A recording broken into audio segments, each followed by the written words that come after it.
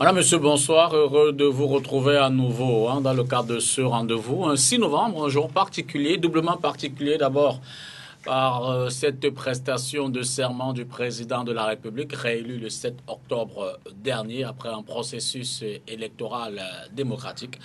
Paul Biya a donc prêté serment ce jour au Palais des Verts de Ngouaikele face à toute la représentation nationale. D'ailleurs, c'est la première fois que pour l'histoire du Cameroun, l'Assemblée nationale accueille aussi bien les députés, les sénateurs, le Conseil constitutionnel et la Cour suprême pour dire que les institutions de la République sont en place. Un mandat à plusieurs défis, des défis politiques, des défis économiques, des défis sécuritaires, sociaux et même sportifs. Paul Biya donc a 7 ans pour montrer une fois de plus, s'il en est encore besoin, qui pourrait en être à la hauteur. Ce soir, on va donc scruter ces défis-là. Évidemment, on va davantage s'inspirer sur le passé, 36 ans déjà au pouvoir de Paul Biya, mais s'orienter vers les défis dont on vient de parler. Paul Biya va-t-il poursuivre le développement du Cameroun? Sera-t-il à la hauteur des attentes? C'est tout le thème. Du moins, ce sont des grandes questions du thème de ce soir, les enjeux de ce nouveau mandat. Que fera-t-il de ces 7 ans de politique et de spécialistes, un du droit, un autre des questions économiques? D'abord, Maître Roland Djéou, il est du MRC. Bonsoir, Maître. Bonsoir, Monsieur Dipita, et bonsoir à tous les copanélistes ainsi qu'à tous vos téléspectateurs. Merci à nouveau d'être là ce soir. C'est moi. Hervé Emmanuel Combe, bonsoir. Bonsoir, Dipita, bonsoir, Maître. Bonsoir aux millions de téléspectateurs carte sur table. Bonsoir, messieurs les universitaires. Membre du comité central du RDPC, docteur Ambroise Luson et Somba, bonsoir. Bonsoir Dipita, bonsoir à tous les téléspectateurs. Je salue avec respect les autres co-panélistes avec moi sur ce plateau. Enseignant d'université et puis docteur Jean-Marie Biada, bonsoir. Bonsoir Dipita, bonsoir à tous ceux qui nous regardent à cette heure un peu avancée de la nuit et bonsoir à tous les co-panélistes. Nous leur demandons de ne pas zapper parce qu'il y a du bon pour eux. Ah, si vous le dites. Merci à vous d'être là. Merci à vous également à la maison. Je ne sais pas, on ne va pas prendre la transition. Il n'y a qu'un seul thème ce soir. On va essayer de déblayer les enjeux de ce nouveau mandat pour Paul Biya. D'abord, je vais prendre vos impressions, comme ça, de bout en blanc. Maître Djéou, une journée quand même assez, j'ai failli dire, riche. Toute la journée a été dans l'ambiance de cette prestation de serment, même si de votre côté, le MRC a également eu sa journée dans la contestation, la protestation. La résistance, pour être plus exact. Voilà, je voulais d'ailleurs imprimer votre commentaire là-dessus. Merci de me donner la parole, de me donner ce premier temps de parole, alors que sur ce plateau, voyez-vous, je suis le Benjamin. C'est un immense honneur. Et j'aimerais dire que la journée du 6 novembre aujourd'hui nous a fait voir la naissance d'un nouveau leadership. Voyez-vous, à cette élection présidentielle du 7 octobre, on finit par se rendre compte qu'il n'y avait qu'un seul véritable opposant, le professeur Maurice Kamto et son allié, le bâtonnier Akeremouna. Parce que c'est le seul qui jusqu'ici continue de défendre mordicus le vote populaire, le suffrage qui lui a été accordé lors de cette élection du 7 octobre. C'est donc, de mon point de vue, l'homme de ce 6 novembre. Parce que ce qui s'est passé du côté du Palais des Verts, me semble-t-il, est un rituel qui est d'ailleurs désormais habituel. Tous les 7 ans, on a désormais affaire à cette sorte de grand-messe où tous les corps constitués de l'État se réunissent pour encenser et adouber, comme qui dirait leur champion pour cette année encore. C'est-à-dire qu'on va se retrouver à la fin de ce mandat à 42 ans. Et parce que je l'ai suivi, j'en dirais quand même un mot. J'ai suivi un discours qui ressemblait à s'y méprendre à celui de 2011. Vraiment à s'y méprendre. On n'a même pas fait l'effort de changer certains mots. On a les mêmes formules d'introduction, les mêmes formules de politesse. Et on a changé quelque chose, quelques petites choses dans le fond, parce qu'on a dû contextualiser avec la crise dite anglophone. On a fait une petite emphase sur la question des jeunes. On a indiqué à la communauté anglophone qu'il fallait qu'on leur donne un peu plus d'autonomie. Bref, ça sonnait plus comme un gadget. Et enfin, on a assisté à cette rhétorique habituelle qui est la verbocratie, pour emprunter à quelqu'un, qui consiste à chaque fois ressortir un nouveau slogan. On était jusque-là aux grandes ambitions d'abord, ensuite les grandes réalisations. Maintenant, on est passé, me semble-t-il, aux grandes opportunités, sans qu'on ne sache vraiment ce qu'il en a été de ces grandes ambitions, de ces grandes réalisations. Et personne ne nous indique ce que seront les grandes opportunités. Donc, voyez-vous, moi j'ai un sentiment du déjà entendu. Je n'ai pas grand espoir que ce sera différent cette fois-ci. J'ai fort espoir dans le Cameroun et dans les Camerounais, mais vraiment très peu, en M. Paul Biya, qui jusqu'ici ne nous a pas, 36 ans durant, donné les gages d'amélioration de sa façon de gouverner. Et je cite quelqu'un qui est sur ce plateau, qui avait dit en son temps que c'était l'incarnation même de l'incapacité à gouverner. Et cette inertie-là, l'incapacité à gouverner, qu'on peut en d'autres termes qualifier d'inertie, a irradié tout le système, au point où on n'arrive même pas à envisager comment est-ce qu'il va se renouveler dans ce 7e mandat pour donner la pleine mesure aux attentes des 25 millions de Camerounais. Ambroise Luson et Somba, un mandat de trop? Pas forcément. Peut-être que ça peut être le dernier mandat de l'espoir, M. Dipita. Je dois vous dire que vous avouez que ce matin, en ma qualité de juriste, j'ai pu apercevoir des choses. D'abord, la forte légitimité qui se dégage des suffrages valablement exprimés à l'endroit du président réélu, et d'une part, et d'autre part, le côté légal, c'est-à-dire que légaliste qui démontre, et c'est la première fois, vous l'avez indiqué dans votre propos prélogoménal, que pour cette élection, nous avons eu pour la première fois les membres des assemblées politiques délibérantes, surtout l'institution sénatoriale qui était présente. Nous avons eu les membres du Conseil constitutionnel qui interviennent. Et bien entendu, la Cour suprême, c'était déjà une évidence. Donc, on ressent là une nécessité de construction et de la mise en place de l'édifice institutionnel. Et nous avons suivi un discours, moi je veux vous le dire, les questions économiques et sécuritaires étaient, pour ma part, c'était des questions qui devaient être développées par le président de la République. Mais l'aspect qui m'a le plus marqué et qui était le plus saillant, c'était justement la sortie du président de la République sur la responsabilisation des jeunes. Parce que c'était très attendu, parce que vous savez, dit-on, les jeunes ont voté le président à près de 70%. Donc, il était bien évidemment intéressant pour le président de leur restituer l'appareil. Donc, il a fait un clin d'œil à la jeunesse. On espère que cela ne restera pas au sommet des discours et que sur le terrain de la pratique, que cela se vive. Surtout qu'on a vu un gouvernement, quand on refait un peu, on y jette un regard synoptique, on se rend compte qu'il n'y a pas un jeune de moins de 45 ans. On espère qu'aujourd'hui, vous avez vu, pendant que le président faisait le discours, des caméras ont été braquées sur quelques jeunes. J'ai vu une caméra braquée sur Serge Matumba, c'est un signal fort.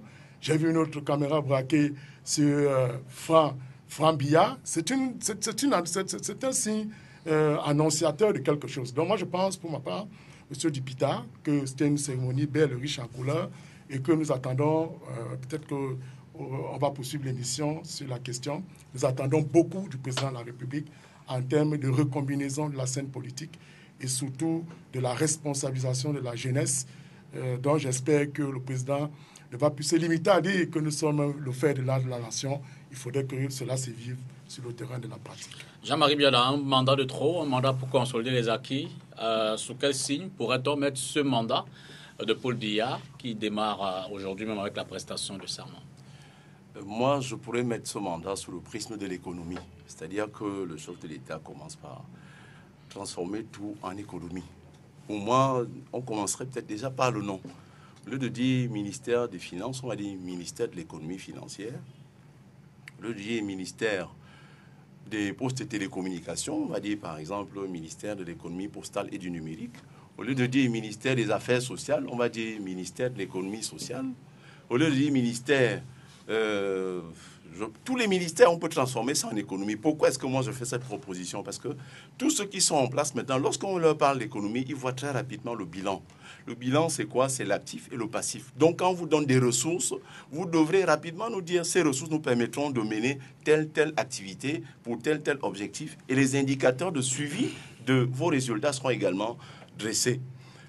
Nous avons eu la chance parfois d'être invités à certains sommets à Yaoundé où vous voyez un ministre vous dit ouvertement nous avons été créés il y a 10 ans et nous nous sommes déjà battus à faire passer 2 lois à l'Assemblée nationale. Mais un ministère qui a 200 employés, qui a un budget de 4 milliards, je ne prends que cet exemple par an, et qui a en tout et pour tout indicateur de performance 2 lois qui sont passées à l'Assemblée, encore même que les lois ne sont pas passées à l'Assemblée par le ministère en lui-même.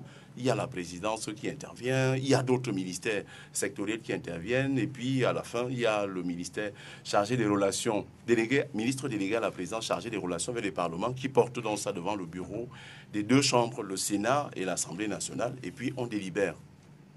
Alors, de mon point de vue, que ce mandat soit placé sous le prisme de l'économie, donc qu'on mette l'économie partout, qu'on interpelle les uns et les autres à comprendre très rapidement que on ne peut plus continuer. Monsieur Dipita, vous soumettez au chef de l'État un projet de réalisation d'un barrage de, initialement, 15 milliards de francs.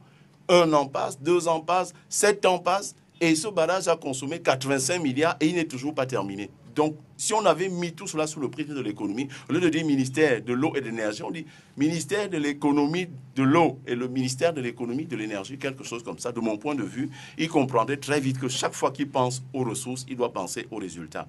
Et par le passé, on a évoqué le fait que certains chantiers abandonnés étaient dus au fait que on n'assistait pas à la maturation des projets avant même de les lancer. Je prends un exemple très simple pour rester dans le secteur de l'énergie. Vous allez constater rapidement que chez nous, lorsque nous lançons un projet de construction d'énergie, en même temps, on ne pense pas à l'infrastructure d'évacuation. Monsieur Dipita, résultat de course, vous allez donc finir un projet de Mekine, un projet de Lompanga, le barrage Pied, il est là, mais il faut évacuer. Mais les populations ne sont toujours pas satisfaites. Oh, tout à fait. Oh, nous, par exemple, regardez, on aurait pu capitaliser sur certaines insuffisances que nous avons déjà observées dans la réalisation de certains projets. Nous sommes au début des années 2000. On est en train de construire depuis Limbé une centrale thermique à Fuelo, 80 MW de capacité installée. C'est quand ça finit pratiquement 15 mois plus tard qu'on cherche l'infrastructure d'évacuation. On se retrouve donc à Mekine. Mekine, c'est pareil, c'est quand ça prend fin qu'on pense maintenant à l'infrastructure d'évacuation. On se trouve à Meveleux, le barrage est prêt, on pense à l'infrastructure d'évacuation. On est en train de construire un barrage de 30 MW, barrage pied de Lompanga, et c'est après qu'on va penser à l'infrastructure d'évacuation. Donc moi, personnellement, que ce soit un mandat de l'économie à tous les domaines, l'économie de l'éducation, l'économie de la santé, l'économie financière, si cela est perçu ainsi, je suis convaincu que en l'espace de 3 ou 4 ans, certains projets qui ont été entamés dans le premier septennat et qui ne donnent aucune chance de finition à date, au bout de 2-3 ans, je suis convaincu que si on engage ces choses... Évidemment que les défis sont au-delà de l'économie. Il y a les défis sécuritaires, il y a des défis sportifs. Le Cameroun on ne peut pas non plus... Ministère oublier... de l'économie des sports, ministère de l'économie de la sécurité, ministère de l'économie de la défense. Donc on met de l'économie partout. Ça, c'est ma proposition. Hervé Emmanuel Com, ce sera peut-être... le mandat de tous les défis à relever, politique. Le Cameroun a définitivement complété ses institutions. On en a cité 4 et c'est la première fois que le président prête serment devant toutes les institutions telles que prévues par la Constitution d'ailleurs de 1996.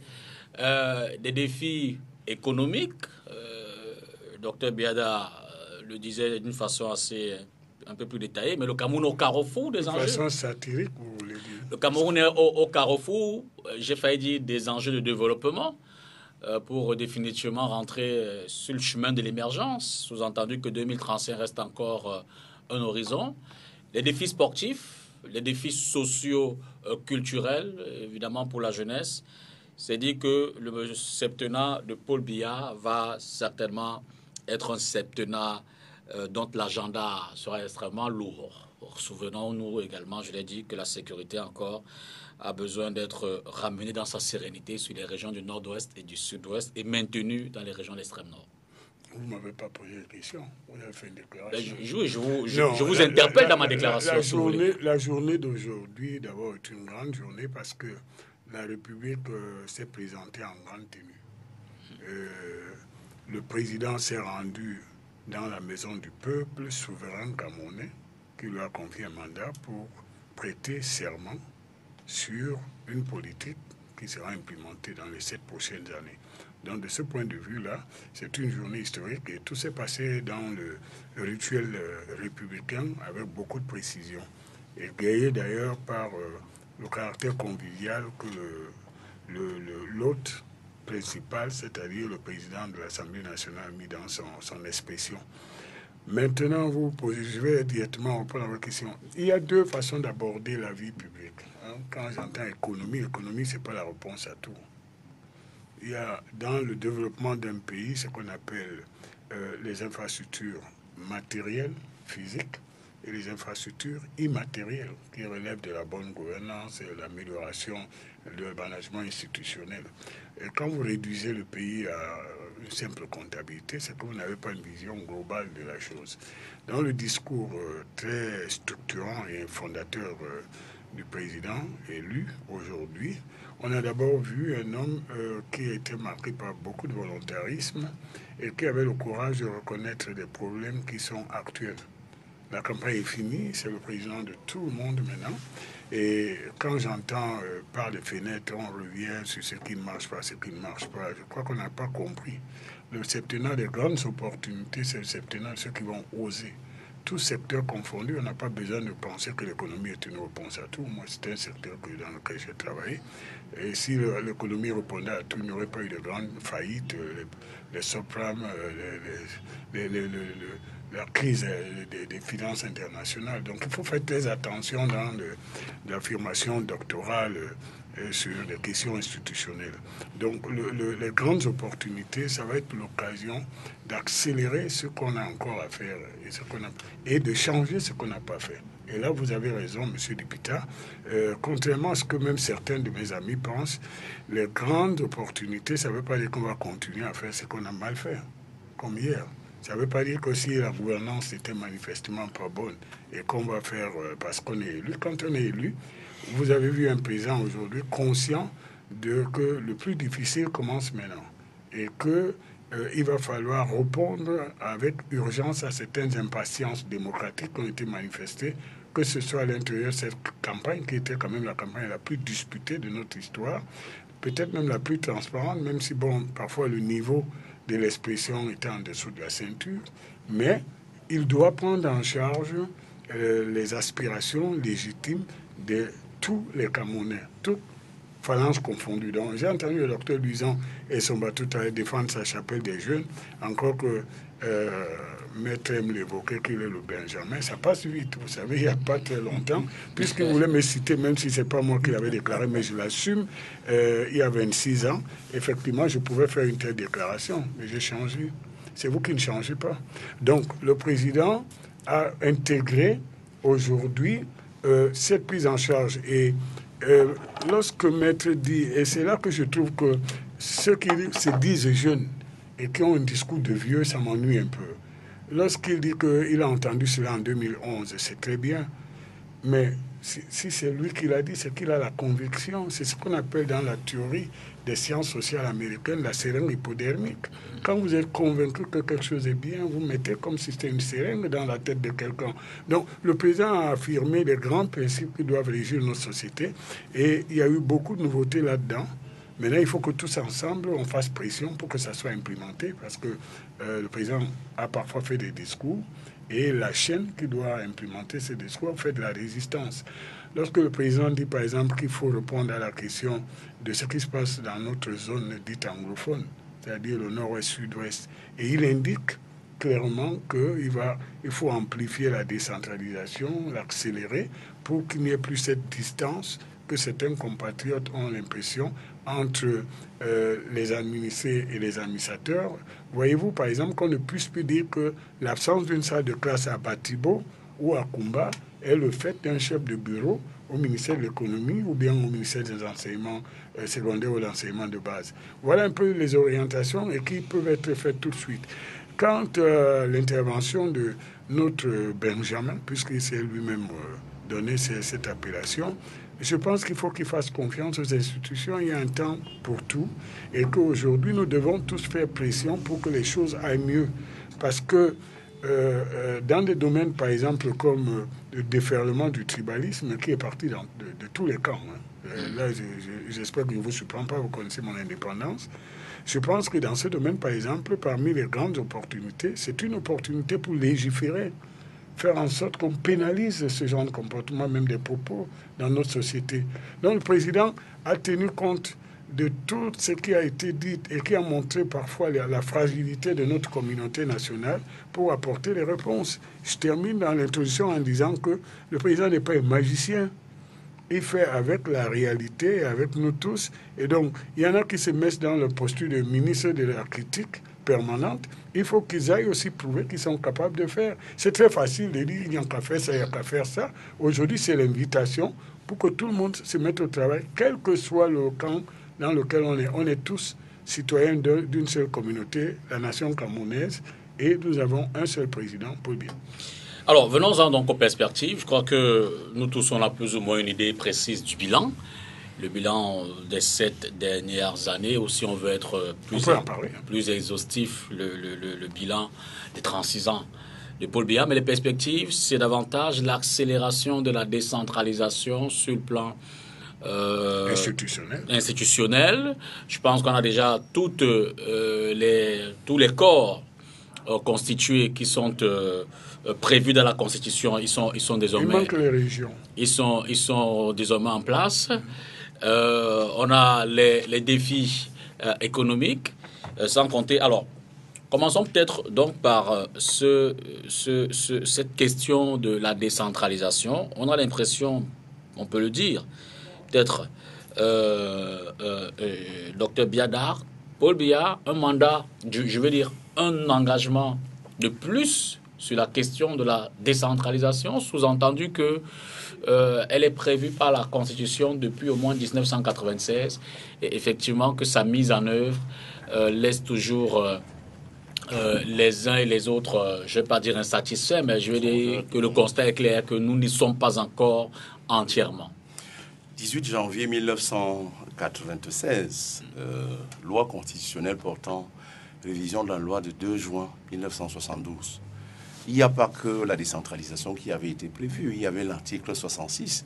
Le patriarche Emmanuel, comme a dit tout à l'heure, Hervé Emmanuel, a parlé tout à l'heure de la gouvernance. Oui, vous voyez très bien que dans le cadre de la lutte contre les mauvais comportements des gens qui prennent des libertés par rapport à la fortune publique, il avait été prévu donc la déclaration des biens. Et une loi a été votée à l'Assemblée nationale en avril 2006. Et cette loi disposait, je crois, son article 6, que la déclaration des biens et des avoirs se fait à l'entrée et à la sortie. Et cette déclaration est faite devant la Commission nationale de déclaration des biens et des avoirs. Donc ce qui reste, et c'est mon souhait pour le chef de l'État cette année, au cours de ce septennat, c'est de prendre tout juste un acte administratif, un décret portant organisation et fonctionnement de la Commission nationale de déclaration des biens et avoirs. C'est signé le décret, puisque le professeur Kamto avait indiqué qu'au temps il était au ministère de la Justice, le projet de décret avait été préparé. Il n'a pas encore été signé. Il a été rédigé. Il n'a pas encore ces articles. Il n'a pas encore été signé. C'était ma proposition, monsieur Libissa. Donc, une fois que c'est signé, cela voudrait dire que... Et là, il faut vraiment que cela se fasse vite parce que nous sommes en train... Vous parliez des institutions qui avaient été prévues par la Constitution du 18 janvier 1996. Au rang de ces institutions, il y avait des régions. Et vous voyez que tout porte à croire. Nous avons eu l'honneur d'être invités sur votre plateau la semaine dernière avec quelqu'un du RDPC. Il s'appelle M. Isomba, Bengona Isomba.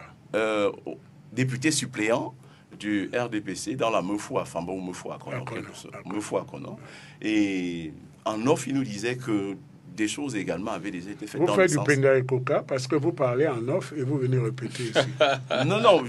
Mais en même temps, c'est pas une conversation. C'est pas une conversation close. C'est-à-dire que les 2 heures d'antenne qui nous étaient dues étaient terminées. Très belle émission. Alors, je l'ai suivi. En effet, justement, il disait que des choses sont faites déjà dans ce sens-là pour que les régionales aient lieu. Parce qu'en fait, si les élections régionales ont donc lieu, vous voyez qu'une institution qui avait été prévue dans la Constitution de 1996 va être mise en place. Et cela va même dans le sens de la décentralisation, puisqu'en fait, on a eu un débat. Le Cameroun, c'est 360 communes, 14 communautés urbaines, 10 632 conseillers municipaux. Quel serait donc le sort de ces délégués du gouvernement? On est allé dans le sens de dire, pour le cas, par exemple, de Douala, nous avons 6 communes d'arrondissement. Donc, les élus, comme ils se mettent ensemble pour envoyer les conseillers de la communauté, peuvent se mettre ensemble également pour élire donc le grand-maire. Oui. Donc pour que, effectivement, ceux qui sont en place bénéficient de cette légitimité populaire. Alors, le président, pour cet exercice-ci, ma proposition irait dans le sens de faire en sorte que toutes les institutions qui avaient déjà été prévues, que rapidement leur mise en place se fasse le plus rapidement possible.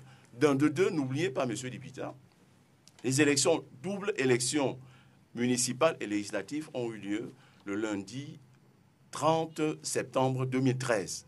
Et c'est l'année dernière que le chef de l'État a reporté ces élections-là pour octobre.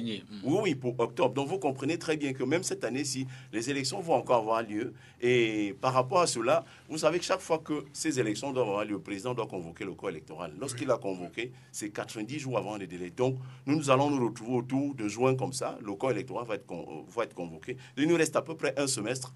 Il faudrait donc que cette commission nationale de déclaration de biens et des avoirs puisse être mise en place pour que, selon toujours les dispositions de la loi de 2006, tous ceux qui prétendent donc compétir puissent d'abord déclarer leurs biens à l'entrée et à la sortie. Parce que tout ce que nous sommes en train de faire comme proposition ici, si là, nous prenons encore des libertés par rapport à l'orthodoxie de la gestion des finances publiques, si nous nous amusons, parlons comme au quartier, à détourner les fonds, à nous livrer à des prises d'intérêt illégales, nous livrer à l'enrichissement sans cause.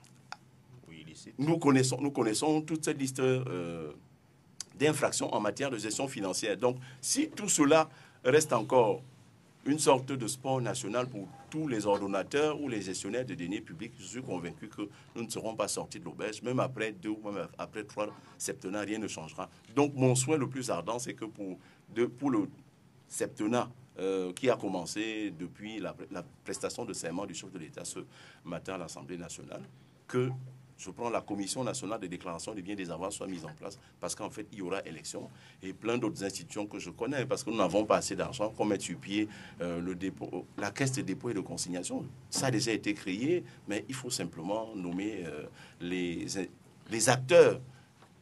Des acteurs qui ont le profil, des acteurs qui ont des états de service dans le domaine. Parce qu'en fait, si on nous met encore des gens qui viennent apprendre le travail, la loi du 2 juillet 2017 portant donc statut des entreprises publiques et parapubliques est claire. Vous avez un mandat de 3 ans renouvelable 2 fois. Et après ça, la loi est claire également que tous les actes que vous prenez en tant que directeur général ou directeur général, non, engage votre responsabilité personnelle. Et c'est même la raison pour laquelle de plus en plus nous côtoyons certaines entreprises publiques. Depuis que cette loi est sortie, certains DG ne veulent plus travailler parce qu'en fait, quand ils regardent dans le rétroviseur, ils sont à 15 ans, ils sont à 16 ans, certains sont à plus de 20 ans en fonction. Donc, ils ne veulent plus prendre le moindre risque pour engager la société en leur nom. Hervé. Mais vous savez, voilà, on vient de faire exercice de ce que c'est, par exemple, les grandes opportunités. Docteur Mbiala vient de parler de cette commission nationale pour, comment tu l'as appelé ? De déclaration des biens et des avoirs. Mais moi, je dis qu'elle est dépassée. Il faut aller plus loin aujourd'hui, je suis d'accord avec lui, mais il faut créer une haute autorité pour la transparence dans la vie publique. Parce que les déclarations de biens, ce n'est qu'une étape. Vous avez des gens qui vivent dans le conflit d'intérêts permanent. C'est-à-dire que vous pouvez être mandataire social d'une entreprise, vous faites des affaires avec cette entreprise. Vous comprenez ? Un ministre qui fait le marché avec son propre ministère. Et ça, c'est des choses qu'il faut bannir. Et donc, moi, je suis d'accord avec le docteur Mbiala en disant on a pris du retard, certes. Les explications étaient contenues dans le fait qu'il fallait faire l'économie de la hiérarchie. Mais aujourd'hui, qu'on veut avoir une approche globale de notre situation institutionnelle. Il nous manque, par exemple, des institutions, par exemple la Caisse des dépôts et de consignation. Il faut que les greffes des tribunaux cessent d'être des banques occultes qui ne disent pas leur nom. Il faut que les notaires, les avocats, on a un une jeune processus brillant ici, cessent de bouffer les comptes courants de leurs clients. Il faut qu'on arrive... Il faut surtout la fermeté des institutions vis-à-vis de ces dérives. C'est la raison pour laquelle je pense qu'au lieu de tout baser sur le judiciaire qui parfois peut dérailler, ou de tout baser sur une répression, il faut en amont pour prévenir ces situations à l'entrée de l'activité, comme Dr Biada l'a dit tout à l'heure, comme à la sortie, avoir une haute autorité, n'est-ce pas, pour la transparence dans la vie publique. Il faut que chacun déclare quelles sont ses activités. Si vous êtes dans le secteur de l'armement, il faut que ce soit clair que lorsque vous rentrez en fonction dans le domaine de la sécurité et du maintien de l'ordre, qu'on sache très bien sur quel périmètre vous ne devez pas déborder. Et je pense que le président le fera, et ça c'est une grande opportunité. Et ça n'a pas besoin d'idéologie. Vous comprenez? Donc là, il y a beaucoup de choses à mettre en place, mais il faut que l'opinion et des institutions comme STV s'inscrivent dans ce combat. Il faut qu'ils s'inscrivent dans ce combat. Par exemple, dans la presse, qu'on voit les conflits d'intérêts. À l'occasion de la dernière campagne, on a vu qu'il y avait des journalistes qui prenaient de l'argent et qui ne disaient pas très bien. Et on a vu un nombre de journalistes jamais égalé qui étaient directeurs de campagne, porte-parole. Certains se plaignaient d'avoir des retards de salaire. Là, on croyait que c'était simplement l'engagement militant. Donc, il faut une haute autorité de transparence de la vie publique pour tout le monde. C'est valable, y compris dans les partis politiques. Lisons. Oui, je pense que le président de la République a mis un point d'honneur sur la décentralisation. D'ailleurs, il a souvent évoqué. Et on sent une volonté décentralisatrice qui s'est déjà manifestée à travers la création du ministère de la décentralisation et du développement local. C'est déjà une volonté, c'est-à-dire qui se manifeste. Et même sur le plan des tests, on se rend compte que depuis 2010 déjà, le Premier ministre, qui en est l'une des autorités centrales en la matière, qui a transféré déjà un certain nombre de compétences au niveau des communes. Donc, ce qu'il faut pouvoir indiquer, c'est simplement que la décentralisation, d'ailleurs, qui est une technique d'aménagement de la centralisation et qui permet le développement local, comme on l'a souvent dit, sur tous ces aspects, c'est-à-dire social, économique, culturel et beaucoup plus démocratique, parce qu'on sait généralement que c'est à la base que la démocratie, justement, mérite de s'implémenter. Mais le bas mort de cette décentralisation aujourd'hui est simplement que ce qu'on constate, c'est que les compétences suivent, mais les ressources pas. C'est la raison pour laquelle beaucoup des maires éprouvent beaucoup de difficultés sur le terrain à pouvoir implémenter un certain nombre de projets qu'ils ruminent pour le peuple. Et autre chose aussi, c'est que la corruption, et ça, c'est un peu l'acte manqué du discours du président ce matin, parce que j'aurais attendu qu'ils remettent vraiment, et ils le disent de point ferme, que désormais la lutte contre la corruption va devenir un de ces créneaux fondamentaux. Je m'excuse. Il faut quand même préciser ce que c'est qu'un président de la République. Toi qui es un enseignant de droit institutionnel, oui. Hein, un président de la République, ce n'est pas un chef de gouvernement. On a tendance à demander au président bien souvent de s'exprimer comme un chef de gouvernement. Il montre les grandes lignes, les grandes orientations de la République et la lutte au quotidien contre la corruption. Ça relève quand le président parle de la corruption. Non. Vous demandez au président de devenir chef de gouvernement. Ça, c'est l'option du président. Je vais me rappeler un peu de l'histoire. En 1961, le 4 avril 1961, le président Alpha Idjo avait mis en place le tribunal criminel spécial, qui n'est pas une nouveauté aujourd'hui, parce que les gens se disent que c'est une nouveauté. Et quelles en étaient les raisons?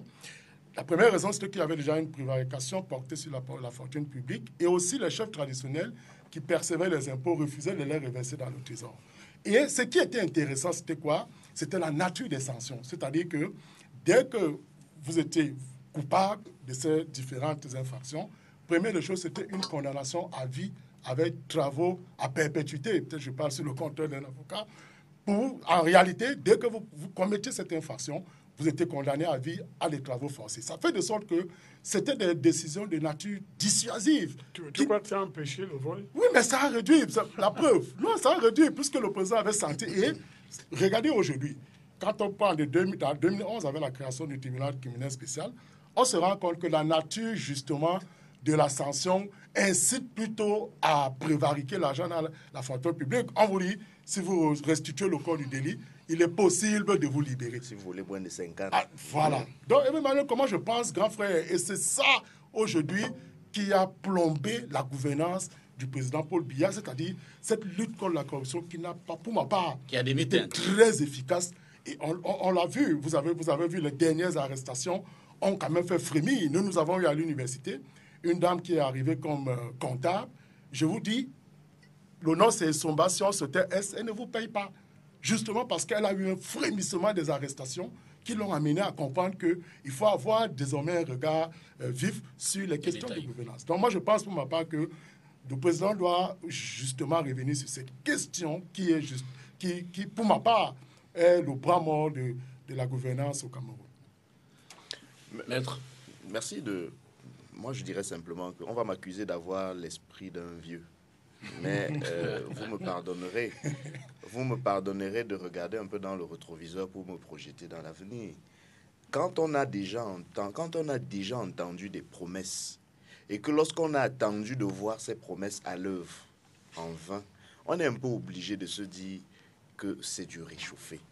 Si je prends le cas de la décentralisation dont on parle, le docteur a indiqué tout à l'heure, le docteur Biada a indiqué tout à l'heure que c'était la constitution du 18 janvier 1996. Ça fait 22 ans, si mes calculs sont bons. Monsieur Nkom. Et alors, j'y réponds. J'aime bien quand il me relance, même comme j'aurais souhaité qu'il laisse mon temps de parole intact, voyez-vous. Mais je n'ai pas de problème avec ces relances.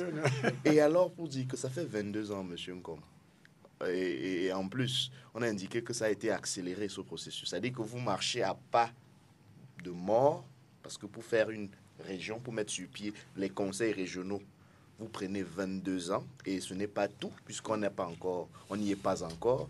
Vous arrivez à la 21e année, vous créez un ministère. Vous dites que vous avez créé le ministère de la décentralisation et du développement local. C'est à peine si on voit le ministre. Et de toutes les manières, on ne décentralise pas avec les ministères. Je crois qu'il aurait fallu créer carrément les régions à ce moment-là, plutôt que de créer un ministère qui ne nous sert à rien. Encore que ce ministère-là, c'était déjà une excroissance du ministère de l'administration. Il y avait déjà une direction au MINAT qui pouvait bien se charger de ce que fait tout un ministre aujourd'hui. Je dis bien tout un ministre et je pèse... un ministre délégué. Et il y avait d'ailleurs un ministre délégué auprès du ministre de l'administration territoriale, chargé des collectivités territoriales décentralisées. Je crois que c'est de la cosmétique. Maintenant, passons sur cette question. On nous dit qu'on va envisager la possibilité d'augmenter les compétences des collectivités territoriales décentralisées, comme j'ai entendu le président le dire. Mais il aurait été plus simple de commencer par soustraire aux maires la tutelle un peu trop pesante, à la fois des autorités administratives et des délégués du gouvernement. Et je suis content de remarquer que vous êtes d'accord avec nous sur cette question-là. Je ne suis pas d'accord avec vous. C'est vous qui ne maîtrisez pas l'esprit. Le délégué du gouvernement peut être remplacé par un maire élu de grande ville. Il n'a pas besoin d'être nommé par décret du président de la République et chapeauter les maires d'arrondissement. Parce que ce qui est curieux dans la loi fixant règles applicables aux communes, c'est que dans les grandes villes, justement, les maires de communes d'arrondissement ont moins de pouvoir, ont moins de compétences que les communes, les autres communes du Cameroun, parce que l'essentiel de ces compétences-là sont de fait et de droit transférées à la communauté urbaine, qui, elle, est gérée par un délégué du gouvernement nommé par décret. On aurait pu, si on voulait vraiment décentraliser, montrer l'exemple là. On aurait pu, et c'est un truisme cette fois-là, créer les régions. On a choisi de renvoyer les élections des conseillers municipaux et des députés au calendrier grec. Mais on aurait pu aussi, comme on l'a fait pour les sénatoriales, élire même avec un corps électoral, un collège électoral discutable, choisir quand même de faire aussi cette élection-là pour les conseillers régionaux, ne serait-ce que parce qu'il y avait une situation sécuritaire et politique qui pouvait exiger cela. On pouvait expliquer aux Camerounais que à cause de la crise anglophone, on ne va pas se permettre d'attendre de renouveler les conseils municipaux avant d'aller aux élections régionales. On le fait avec le corps électoral en place, comme on l'a fait pour les sénatoriales en avril dernier. Mais on ne l'a pas fait. Mais aujourd'hui, on vient, au 6 novembre, nous parler des opportunités, alors qu'on n'a pas de garantie qu'on sera beaucoup plus actif que par le passé. J'ai envie, en fait, de terminer en vous disant, M. Dipita, que l'avenir passe par autre chose que parce que le RDPC, son président et ses cadres veulent bien nous proposer. L'avenir, pour moi, l'avenir immédiat, c'est que toutes les forces vives du Cameroun se mettent en ordre de bataille pour que, d'abord, que le code électoral puisse être revu et corrigé, parce qu'il ne peut en aucun cas, tel qu'il est écrit, garantir des élections libres et transparentes avec une égalité de chance pour tous les candidats. Et la deuxième chose, la deuxième priorité de mon point de vue, c'est de mettre sur pied, bon Dieu, ce cadre du dialogue inclusif que tout le monde demande. On a vu au Cameroun le secrétaire général des Nations Unies. On a vu le secrétaire général de l'Organisation internationale de la francophonie. On a vu le secrétaire général du Commonwealth. Tous, comme en chœur, ont demandé à ce qu'il soit mis sur pied un cadre d'un dialogue inclusif pour justement régler une question comme la crise anglophone. La seule réponse qu'on a entendue du chef de l'État sur cette question-là, c'était 1. Déposer les armes. 2. On verra comment faire pour vous donner un peu plus de pouvoir. Hervé, vous rebondissez. Et c'est tout. Je crois que, maître, ce qui est une des leçons fondamentales dans les procédures et qui peut faire s'écrouler même la meilleure défense, c'est la dénaturation des faits. J'ai entendu là, il vient de faire acte de grandiloquence pour dénaturer les faits. D'abord, les maires de communes d'arrondissement ne sont pas sous la tutelle du délégué du gouvernement. Il faut qu'on reprécise parce qu'il y a eu des déraillements où c'est allé au-delà de ce qui était prévu dans l'esprit. Délégué du gouvernement, c'est le chef de la voirie d'une ville, voirie au sens noble. Vous n'avez pas lu la loi portant règles applicables aux communes, manifestement. Je peux terminer. Oui, vous lisez beaucoup de lois, mais acceptez que je les ai lues avant vous. Donc, peut-être pas j'ai lu plusieurs avant vous. Donc, le délégué du gouvernement a des compétences bien limitées dans les domaines tels que la voirie, tels que d'autres problèmes qui demandaient à ce que les moyens que n'avaient pas les communes d'arrondissement, qu'on puisse les mettre ensemble pour répondre à cette demande au niveau de la ville. Donc, au départ, c'était ça. Mais je suis d'accord aujourd'hui que c'est une institution qui est dépassée. Parce que si on fait la décentralisation et qu'on fait aussi en même temps le transfert des moyens pour ces missions-là, on va donner des finances propres à ces collectivités territoriales et trouver un autre moyen pour les faire fonctionner ensemble. Et il faut toujours faire des analyses comparées. Paris a vécu la situation il n'y a pas très longtemps que nous vivons là. Parce que le maire de Paris ne date que depuis Jacques Chirac. C'est le premier maire élu de Paris. Avant, le maire de Paris était désigné. Il faut absolument copier le rythme des Français. Vous permettez que je finisse ou bien vous me rendez comme je fais souvent. Donc, le maire de Paris était... je pense donc qu'on peut... Vous, monsieur Ngom. Allez-y, Hervé.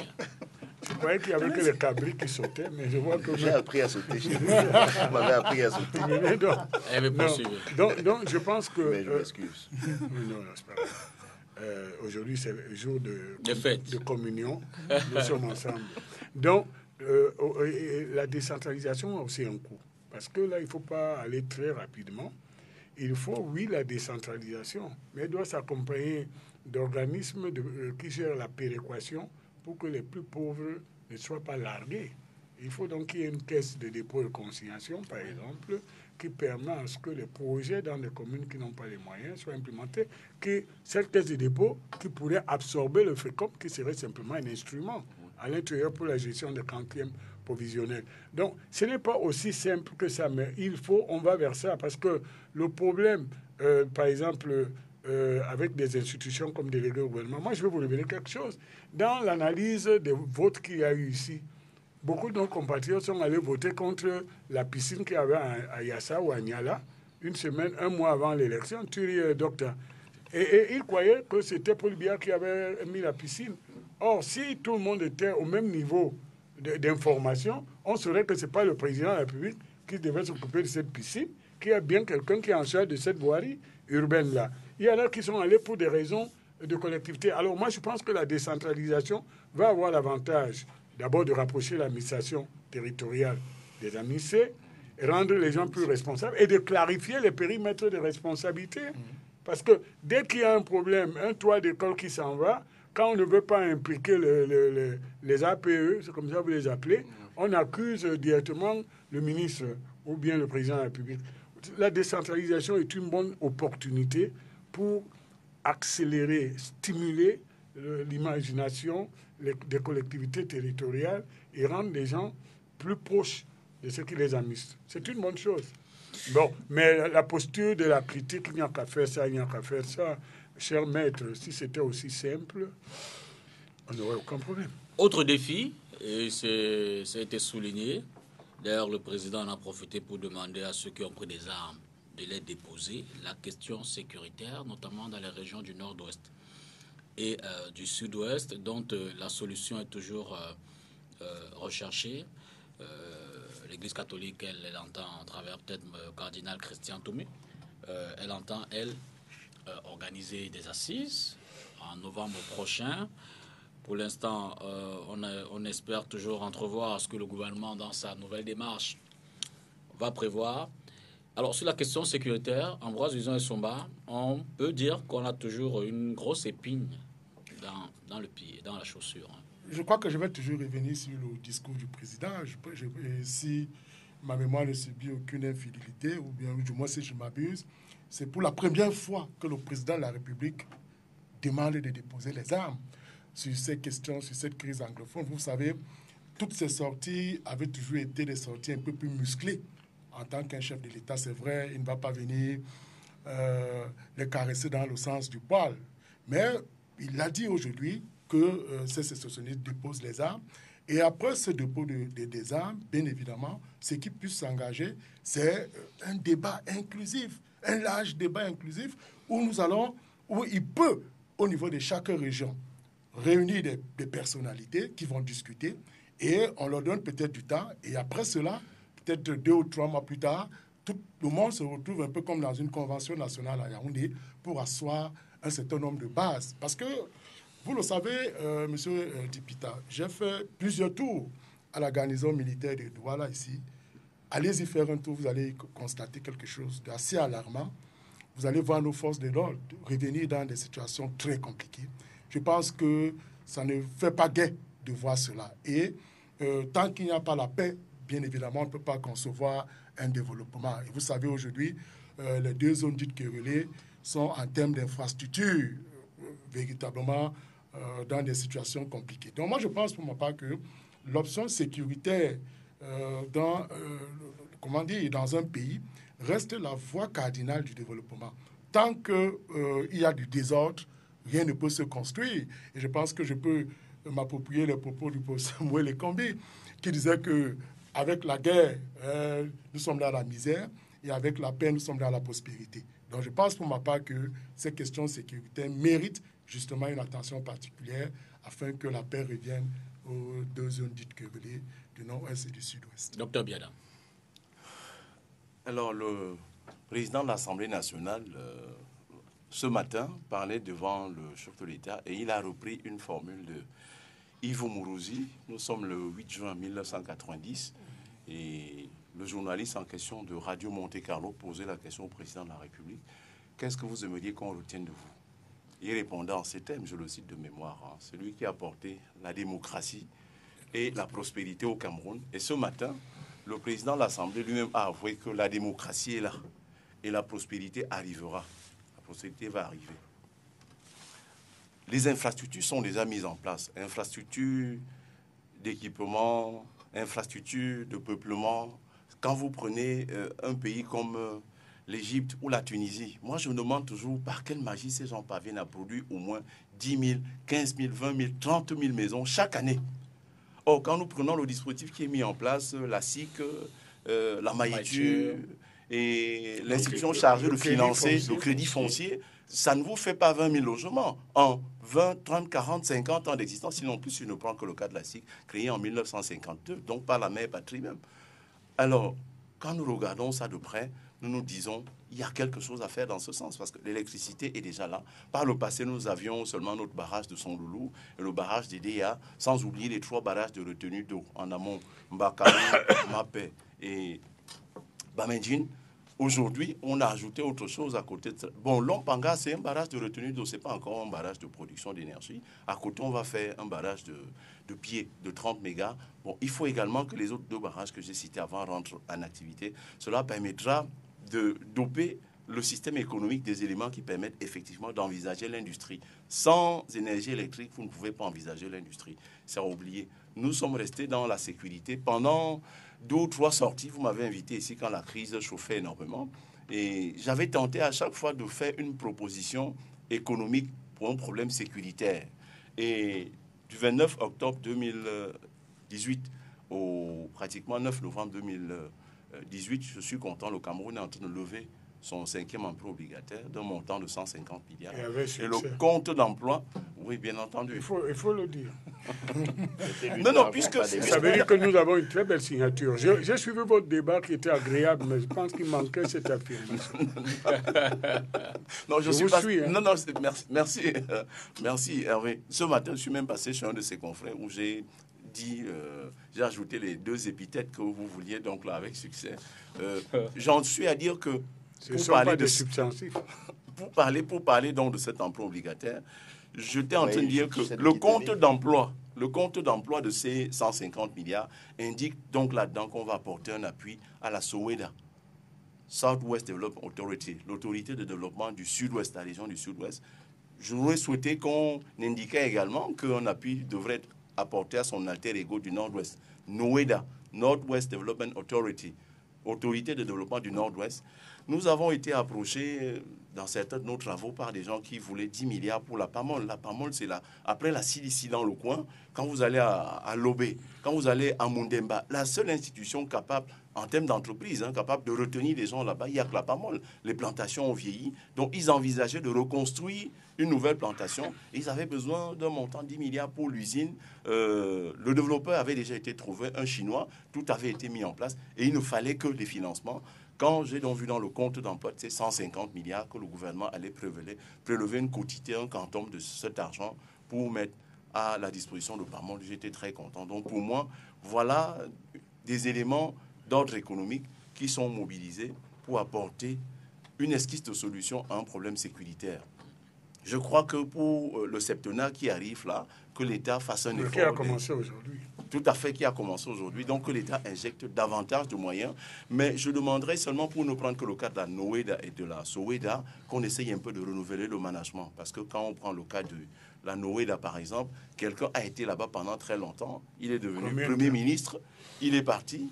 Celui qui l'a remplacé est resté là pendant des années. Il allait faire 2, 3, 4 ans comme ministre. Et il est revenu rester encore à la tête de l'institution, dont elle s'est un peu sclérosée, donc de mon point de vue, qui est renouvellement du management dans ces 2 institutions, chargées pourtant de développer cette zone. Et M. Dipita, je dois indiquer que la crise de 1986, la crise économique qui est arrivée, les premières consignes que les institutions de Bretton Woods donnaient chez nous ici, c'était d'éliminer tout ce qui était les sociétés de développement, les agences de développement de nos régions-là, dont le Nord-Ouest et le Sud-Ouest, dans ce sens, de mon point de vue, sont des privilégiés, c'est-à-dire leurs agences ont été maintenues. Et il faudrait simplement que l'État injecte un peu plus d'argent là-dedans pour que ces 2 agences soient effectivement des vecteurs de développement économique. Je vous ramène sur la question sécuritaire. Merci. Sur la question sécuritaire, moi je crois qu'on est tous d'accord sur le fait que sans sécurité, on ne peut pas se développer. Mais mon vrai problème sera quelle est la solution qu'on apporte de ce point de vue-là. Est-ce qu'on privilégie l'action militaire? Si on privilégie l'action militaire, ça veut dire qu'on fait exactement ce qu'on a fait depuis 2 ans, avec les résultats qu'on connaît. Je crois que même pour essayer, il fallait peut-être tenter autre chose. Il fallait peut-être essayer le dialogue. J'ai entendu le docteur Essomba tout à l'heure se satisfaire de ce qu'on peut envisager après le dépôt des armes, un dialogue, pardon. Mais je crois que je n'ai pas entendu le mot dialogue dans la bouche du chef de l'État. Je crois qu'il n'a pas prononcé ce mot-là. Je pense qu'il est possible, effectivement, qu'on envisage le dialogue, mais ça, c'est des spéculations. Nous sommes dans le monde des spéculations. Et en général, personne ne peut prédire ce qui va arriver de l'action de M. Paul Biya. D'ailleurs, parfois on explique ses silences. On n'a pas encore expliqué ses absences, mais on a une thèse de doctorat qui a été très médiatisée sur les silences du chef de l'État. Peut-être qu'on va considérer ça aussi comme un silence. J'espère que ce silence vaut appel au dialogue, mais je l'espère seulement, je n'y crois pas. Je crois qu'il faut donc qu'on se dise vraiment que pour qu'il y ait la paix, il ne faut pas que les gens s'arrêtent à la peur. C'est vrai que la paix et la peur partagent le paix, mais la paix et la peur ne sont pas la même chose. Il faut que justement qu'on se mette autour d'une table et qu'on discute des voies et moyens pour justement ramener la sérénité et la sécurité dans les régions du nord-ouest et du sud-ouest. Et je crois qu'à cette occasion-là, le cardinal Toumi avait fait quelque chose, une proposition qui a reçu l'assentiment de la majorité de la société civile, tout au moins. En ceci qu'il fallait peut-être commencer par donner la parole aux fils et filles des régions du nord-ouest et du sud-ouest afin qu'elles puissent s'exprimer sur ce qui était vraiment leurs vœux, leurs souhaits. Et qu'une fois que cela est fait, effectivement, que l'on puisse mettre tout cela dans le cadre d'un dialogue national et voir au niveau de la Constitution peut-être ce qu'il faut modifier, ce qu'il faut amender. Il y a un sentiment, le président a parlé dans son discours de frustration. On ne peut pas oublier le fait que avoir gommé de la dénomination de notre pays le terme uni à la République du Cameroun peut avoir été une frustration. Je ne vois pas pourquoi on ne devrait peut-être pas, même si c'est simplement symbolique, revoir la dénomination de notre pays. Je ne parle même pas encore de la forme de l'État. À une époque au Cameroun, on nous a dit que discuter de la forme de l'État était interdite. Je suis heureux de noter que nous en discutons de plus en plus. Et d'ailleurs, avec les membres du RDPC qui, à l'époque, relayaient le discours du ministre de la Communication sur la question. Peut-être qu'il faut aussi ouvrir le dialogue pour revoir la forme de l'État. On a parlé des instruments de développement, la NOEDA et la SOEDA. Mais il est beaucoup plus simple, au lieu d'ajouter une administration de développement, qu'effectivement de donner la compétence aux autorités locales pour qu'elles puissent implémenter des politiques de développement pour leur région. À la place de la NOEDA, j'aurais aimé qu'il y ait la région du Nord-Ouest avec des représentants élus. Elle aurait eu toute la latitude à ce moment-là de penser, de planifier, de concevoir des projets de développement pour la région du Nord-Ouest, d'autant plus qu'elle serait le fait de personnes élues. La même chose pour le Sud-Ouest et désormais pour tout le Cameroun, parce que ce ne serait plus un privilège du nord-ouest et du sud-ouest, mais ce serait l'apanage désormais des 10 régions du Cameroun, ne serait-ce que ça. Donc, pour moi, la situation sécuritaire est d'abord tributaire de l'esprit général, du dialogue qu'il faut implémenter. Et une fois que ce dialogue sera mis en place et que les solutions seront implémentées, le développement va faire fuir par lui-même les poches qui peuvent encore se laisser instrumentaliser par les entrepreneurs, par les terroristes, parce que évidemment personne ne peut nier le fait que dans la crise dite du nord-ouest et du sud-est, comme ça s'est passé dans l'extrême nord, chaque fois qu'il y a une crise, il y a des entrepreneurs du chaos qui en profitent. Entrepreneur du chaos, et je vous fais un clin d'œil, monsieur Nkom. Mais vous ne versez pas les royalties pour... Qui en profite, c'était pas breveté. Je n'ai pas vu le certificat d'enregistrement à l'OAPI. Donc je ne sais pas s'il faut... J'ai déposé ça dans un caniveau, vous pouvez le trouver. Hein. Vous avez fréquent le caniveau. Ah d'accord. Je ne sais pas de qui vous parlez, je ne sais pas de quel caniveau Oui, vous non, parlez. Mais je poursuis en disant... Est-ce que je peux placer un mot? Oui, dès qu'il termine. Merci. Il a réussi. Allez-y. Il a réussi à, allez-y, poursuivez pour terminer. À distraire l'opinion publique sur ce que nous étions en train de dire sur une question précise comme celle de la sécurité. Et je disais que la meilleure façon de faire fuir l'insécurité, c'est de permettre aux gens de s'alimenter convenablement, d'avoir un niveau de vie acceptable.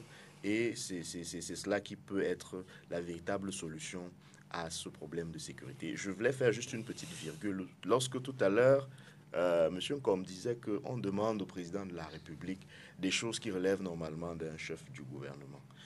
Mais je crois qu'il a dû oublier dans quel système, dans quelle dans quel régime politique nous évoluons. Je crois qu'il a oublié que nous sommes dans un régime pas présidentiel, même pas présidentialiste, mais hyper présidentialiste.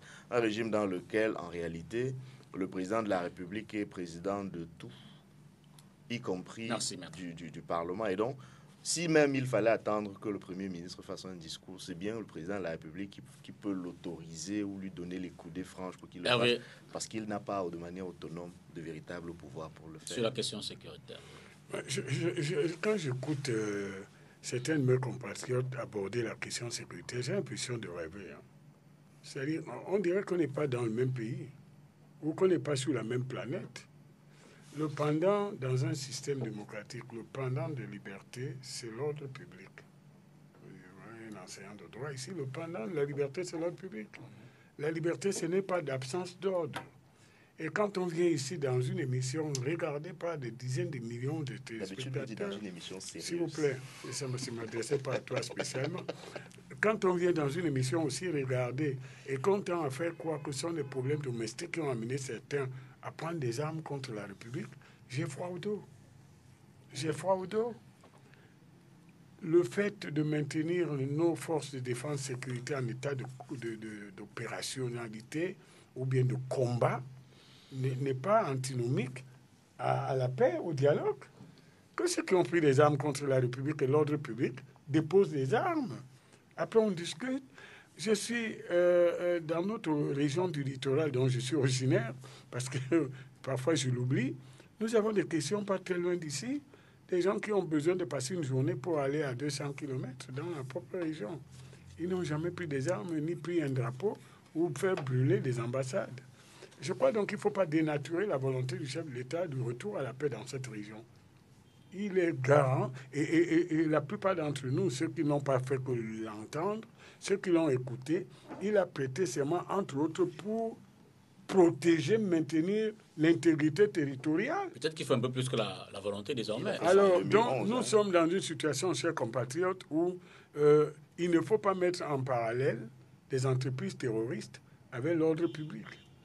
Je pense que les gens ont certes profité d'une situation où la population avait des attentes qui pouvaient être satisfaites par la décentralisation et ont essayé de vendre leur entreprise. Ça ne marche pas.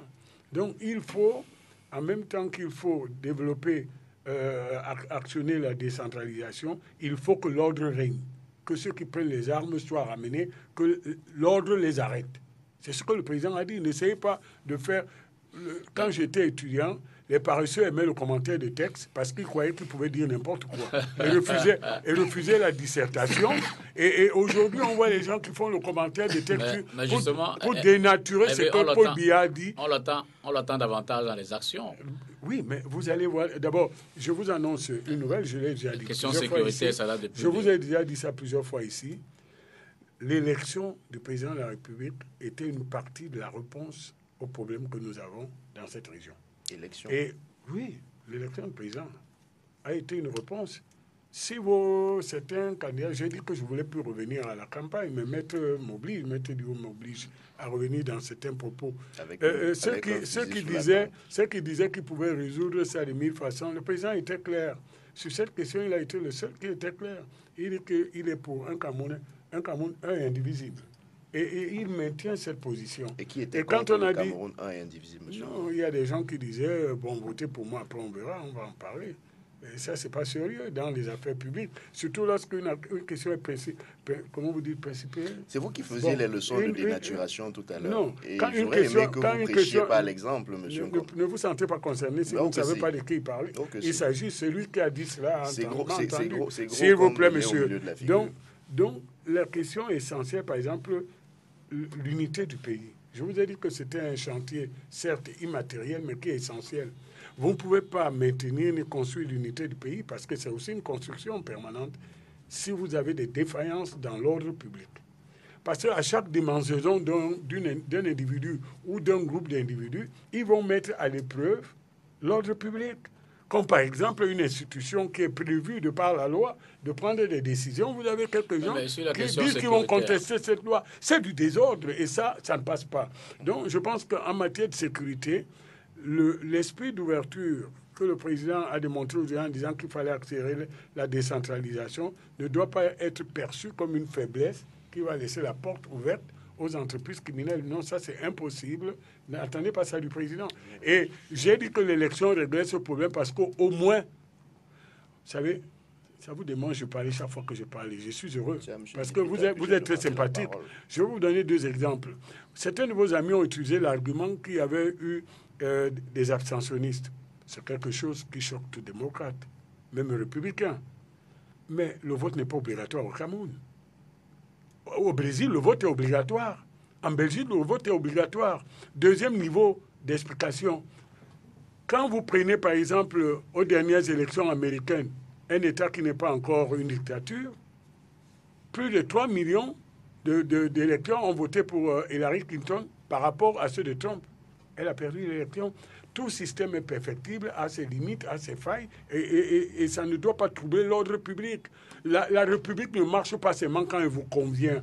La République marche d'une façon impartiale, une République pour tous, parce que tout le monde se soumet à cette loi. La République ne doit pas avoir une colonne vertébrale adaptée aux ambitions d'un groupe d'intérêts ou d'un individu. Et la question sécuritaire aujourd'hui, c'est que tout le monde s'inscrive définitivement dans le camp du respect de l'ordre public. C'est l'ordre public qui garantit les libertés. Et on passe sur les questions proprement économiques. Merci.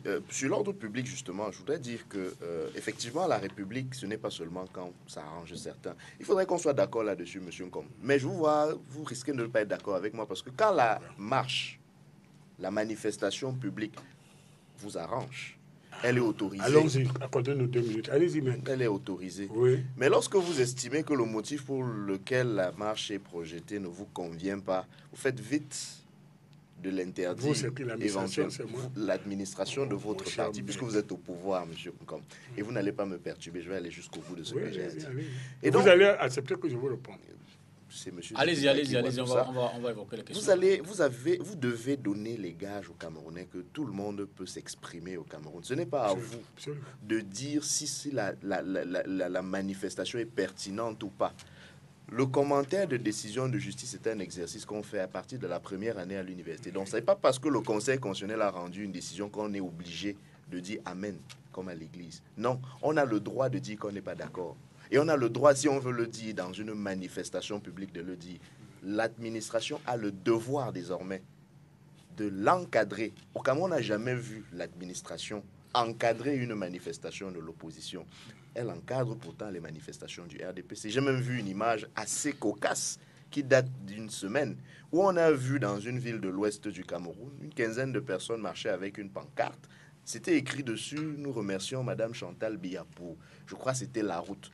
On n'a pas vu le sous-préfet de cette localité-là envoyer les forces de l'ordre pour arrêter ces manifestants. Pour arrêter ces manifestants. Il faut donc justement que la règle de droit au Cameroun ne soit pas à géométrie variable. Il faut que la règle de droit respecte les libertés constitutionnelles. Que chaque Camerounais, y compris ceux du MRC, ont de s'exprimer et de manifester. Très bien, je peux vraiment vous dire 2 choses. Maître, je crois que la jeunesse ne vous permet pas de faire des confrontations avec des principes qui sont plus anciens que ce que vous avez appris dans vos cours de droit. Ce que je dis ici, ce n'est pas la remise en cause de la liberté d'expression. Je suis d'accord avec vous, mais nous avons une différence conceptuelle sur ce que vous appelez une opinion. Quand la loi définit les opinions. Terminé en une minute. On va aller sur les questions économiques. Il y a des démangeaisons. Hein. Laissez-moi, sur ce plan, au moins, mon ancienneté peut vous éclairer sur certains points.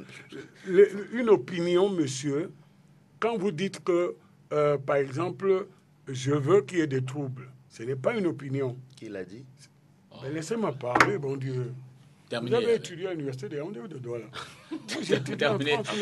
Il n'y a plus de récalcitrant. Ce que je dis, maître, c'est que personne de nous n'est pour qu'on revienne en arrière et qu'on mette en péril, entre guillemets, les libertés. Mais l'administration, voici un professeur de droit public, un enseignant de droit public. L'administration a la liberté d'appréciation de ce qui peut être une manifestation susceptible de troubler par l'ordre public. C'est discutable.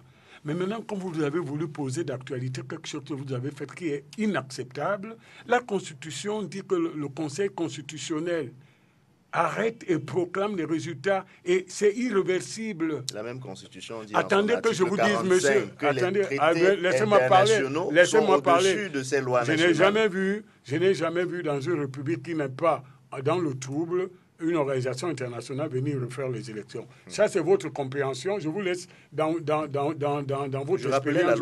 Laissez-moi parler. Lorsque une éminente personnalité, je ne vais pas citer, mais vous la reconnaîtrez, prend sur elle de remettre en cause une élection proclamée, arrêtée et proclamée, ça, ce n'est pas une opinion, c'est un trouble à l'ordre public. Alors, moi, je vais vous dire une chose. Si vous défilez un jour pour qu'il y ait un droit, et que je pense que c'est un droit que nous allons partager, quelles que soient nos opinions, je serai avec vous. Si vous défilez pour démolir l'ordre public, il faut qu'on vous arrête. Et je serai parmi ceux qui vont appeler à ce qu'on vous arrête. Voilà. Sur les questions économiques, docteur Biada, l'industrie comme l'agriculture exige un apport d'énergie stable et suffisant. Paul Biya, le 6 novembre 2018. On n'y est pas encore. Disons que nous sommes dans l'antichambre. Donc on n'y est pas. Non. En fait, c'est ni chaud ni froid. C'est-à-dire que si je prends l'exemple des performances dans le secteur, nous étions en 2014 à 723 mégawatts. Les trois sources d'énergie chez nous. Nous avons l'hydroélectricité, ça coûte moins cher, c'est plus stable. Vous allez vous rendre à l'évidence que pour ceux qui ne connaissent pas la géographie administrative du Cameroun, je le leur rappelle très rapidement, nous n'avons que 58 départements. Et quand vous enlevez les Bamboutos, chef-lieu Mbouda, vous enlevez le Fako, c'est-à-dire le Mont Cameroun, chef-lieu Limbe, vous enlevez le Coupé Manengouba, chef-lieu Bangem. Le Fako, c'est un chef-lieu, je crois que c'est... C'est à Limbe. C'est à Limbe. C'est à Limbe. Le sud-ouest qui a... Oui, je sais, mais bon. Non, professeur, Boya est dans le Fako, oui. Non, tout à fait. Non, mais le chef-lieu du département... Boya est le seul chef-lieu de région qui n'est pas chef-lieu de département. Ça, c'est mon coup cruellement-terre, donc j'avais bien assimilé ça. Il a fait alors, monsieur Dipita, quand j'ai donc enlevé ces trois-là, vous rendez donc compte que presque tout le reste... Quand je dis l'homme, c'est un cours d'eau. Département du l'homme, l'homme c'est d'abord un cours d'eau. Djerem, c'est encore un cours d'eau. Donc quand je dis l'homme et Djerem, c'est un cours d'eau. Quand je dis Kim, c'est un cours d'eau. Mbam, c'est un cours d'eau. Donc Mbam et Kim, c'est un cours d'eau. Quand je dis Ndé, c'est un cours d'eau. Quand je dis Menoa même, c'est un cours d'eau. Quand je dis Vouri, c'est un cours d'eau. Le Onkam, c'est un cours d'eau. Donc, c'est la ressource que nous avons le plus ici. Le Diamaré. Oui. Qui est une cuvette, c'est pas un cours d'eau. Bon, le maillot, chez eux là-bas, le maillot, tout est maillot, donc ils sont des cours d'eau. Donc quand j'ai fini de dire ça, vous allez vous rendre compte que la principale source qui est disponible, donc des cours d'eau chez nous, c'est l'hydroélectricité. Nous pouvons donc produire à foison et nous sommes à près de 72%. L'autre source d'énergie maintenant, c'est le thermique. Le thermique, c'est quoi? Vous achetez de gros genset, groupe électrogène, et puis à l'aide du gazole maintenant, vous alimentez et ça produit pour donner de l'énergie électrique dans cette population. Ou alors vous construisez une centrale connectée à la Sonara par exemple, parce que parmi les produits dérivés du raffinage des hydrates de carbone, les alcanes, les alcines et les alcènes, c'est quelque chose que le rudiment de mes cours de géologie à l'université de Yaoundé, ça remonte à plus de 28 ans, M. Dipita. Donc quand vous raffinez donc, toutes ces hydrates de carbone, il y a certains produits lourds qui sortent de là et que l'homme ordinaire ne peut pas utiliser, la voiture ne peut pas l'utiliser, le groupe électrogène ne peut pas l'utiliser. On peut donc recycler ça dans une centrale à fût lourd et ça produit l'énergie électrique. C'est le cas de la centrale à fût lourd de Limbe qui, à partir de la Sonara, est alimentée en fût lourd et qui injecte dans le réseau interconnecté sur 80 mégawatts d'énergie électrique. Donc, c'est une autre source d'énergie. Mais vous avez enfin le gaz. Vous connaissez bien, Hervé connaît très bien Kribi. Nous avons une centrale là-bas également, à gaz, qui nous permet également de produire de l'énergie. Nous avons à l'entrée... Nous avons... industriels. Oui. Du côté de Yassa, nous avons également là-bas... Voilà, nous avons du côté de Yassa. Or, on nous avait donné à entendre que c'était une centrale à cycle combiné. C'est-à-dire, un moment, ça peut prendre du fil lourd et un moment, ça peut prendre également du gaz. Malheureusement, depuis lors, ça ne tourne qu'au fil lourd. Nous aurions aimé que la présence de gaz du Cameroun là-bas en Ndokpassi puisse être également l'occasion de développer cette option, de faire en sorte que ce soit une centrale véritablement à cycle combiné, tel qu'on puisse prendre donc le gaz qui est à Ndokpassi pour injecter là-bas dans cette centrale. Donc, toute cette description que je suis en train de faire, c'est pour vous dire que par le passé, nous n'avions que, je l'ai déjà dit, la centrale de Sonloulou et puis la centrale de DEA, construite bien longtemps, en 1952. Donc le Cameroun n'était même pas encore indépendant. Donc c'est un héritage de la colonisation et nous nous battons actuellement à augmenter ce potentiel-ci et ce n'est pas une mauvaise chose. J'ai indiqué tantôt qu'on avait par exemple Mekin, c'est vrai que ça ne donne pas beaucoup, ce n'est que 15 MW, mais nous avons à côté Menveleu qui va injecter plus de 200. Mais le gros problème que j'ai indiqué tout à l'heure, c'était quoi? L'infrastructure de transport. Donc, que ceux qui sont chargés de lancer certains projets maintenant puissent le faire. Nous avons eu la chance d'apprendre. Nous avons eu la chance d'apprendre et d'enseigner au moins ça, M. Dipité. On pratique ça tout le temps. Dans le cadre de la gestion de projet, il y a ce qu'on appelle les activités en série et les activités parallèles. C'est-à-dire, si vous construisez une infrastructure de transport d'énergie électrique, cela ne porte pas conséquence sur le fait qu'on construise le barrage après, ou inversement. Donc, pourquoi ne pas le faire? Lorsque nous cherchons des financements, qu'on cherche à la fois des financements pour construire la centrale et en même temps lancer aussi l'infrastructure d'évacuation à telle enseigne qu'on pourra tout injecter dans le circuit. Pour ceux qui nous écoutent, qui savent très bien, parce que oui, bon, je n'ai pas de duel. Non, parce que ça pouvait être... Allez-y. Oui, très rapidement, oui. J'ai dit, ceux qui nous écoutent, les emplois obligataires que nous levons souvent là, parfois on dit que ça sert à quoi? L'Okbaba, c'est 216 mégas injectés dans le circuit, c'est grâce à ça. Et une fois que ça a été mis en place pour le cas de Douala, nous avons pu avoir en l'espace de 4 ans 3 nouvelles cimenteries, la CIMAF sans publicité, Dangote sans publicité, et puis Médecin qui a construit également sa cimenterie dans l'enceinte portuaire. Une unité de métallurgique.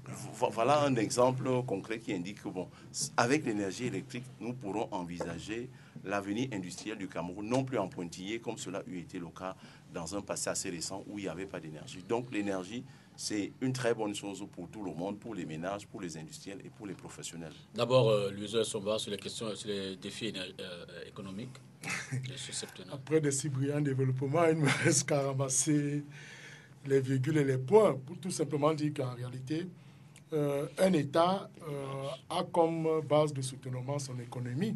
Si l'économie est faible, justement, l'État ne peut pas se projeter dans le sens de son développement. C'est un grand auteur, il semble, c'est en train de m'échapper un peu, qui disait que les finances, ou du moins l'économie, c'est un peu l'honneur de la République. Et vous comprenez donc que si... Pardon? Gaston Gess, voilà, qui le disait si brillamment, qu'avec l'économie reste dans l'honneur de la République, comme pour dire que le Cameroun regorge des ressources financières, des ressources minières, pétrolières, forestières, qui, si elles sont capitalisées dans le sens, justement, de leur bonne gestion, on peut avoir un pays qui se développe tout aisément. Donc, j'entre par réfraction dans le domaine économique. Je voulais laisser les experts se prononcer sur la question. Eh bien, je vais vous relancer. Vous allez certainement ajouter d'autres arguments. Je voudrais prendre un extrait du discours de Paul Biya de ce jour. Du président. De Paul Biya, c'est bien son nom, non? Président Paul Biya. D'autre part, conscient que la finalité de la démocratie est d'apporter au plus grand nombre des conditions de vie aussi bonnes que possible et une véritable égalité de chances, je persisterai à consacrer tous mes efforts à favoriser la relance, la croissance économique, création d'emplois, notamment pour les jeunes susceptibles d'améliorer le pouvoir d'achat, à promouvoir le rôle des femmes dans notre société, à faciliter l'intégration sociale des jeunes en développant encore davantage notre système éducatif à tous les niveaux et en mettant l'accent sur la professionnalisation, à lutter contre l'exclusion, améliorer l'accès aux services publics, renforcer notre système de santé, valoriser notre patrimoine culturel, apporter au secteur sportif le soutien qu'il mérite. J'ai envie de dire, on se redit. Quand une vérité, quelque chose à constater, on peut redire ça. Ça fait 2000 ans qu'on redit la même chose concernant notre paradis. Donc pour revenir là où le docteur Mbiaja a fait tout à l'heure, le déficit énergétique ou l'insuffisance de la disponibilité énergétique sont dus à plusieurs facteurs ici dans ce pays. D'abord, il faut savoir que le Cameroun est le deuxième pays en matière d'hydraulique en Afrique. Donc il devrait Après avoir, la RDC. Après la RDC, le barrage d'Inga. Et nous avons un problème qui est très important, c'est que pour faire le bon, il nous faut une disponibilité de 6000 MW. Et actuellement, nous avons 1000 quelque chose, dont près de 600 sont perdus dans le transport, d'où la création de Sonatrach. Donc il y a aujourd'hui des entreprises qui ne peuvent même pas s'installer à cause du manque de disponibilité énergétique. Et puis, quand le président fait ce discours, c'est parce que pour transformer même l'agriculture, il faut une disponibilité énergétique pour plusieurs activités, l'agro, exact. Donc aujourd'hui, c'est un chantier qui est largement ouvert. Il faut être optimiste, mais il faut aussi tenir compte du fait que les différents programmes d'ajustement structurel n'ont pas intégré ces priorités et nous ont retardé en faisant par exemple que, vous savez qu'en zone anglophone, ils avaient les petits barrages qu'on appelait les PWD, Bamenda, machin, et ça permettait de libérer l'énergie locale. Nous, on est allé sur de gros projets et on n'a pas mis en état, mis à jour Sonloulou et DEA qui ont pris beaucoup de retard. L'homme pancart, même les 29 mégawatts qu'il va produire, c'est pour la région de l'Est et peut-être les voisins. Mais le Cameroun devrait exporter l'énergie. Mais ce qui nous a retardé, ce sont les priorités dans l'investissement dans ce secteur. Donc, quand le président parle de cela, ce n'est pas du déjà entendu. C'est une question prioritaire sur laquelle il insiste et qu'il va falloir développer. Le Dr Biala a montré les pistes tout à l'heure qu'il va falloir explorer. Et il faut qu'on y aille parce que sinon on ne peut pas.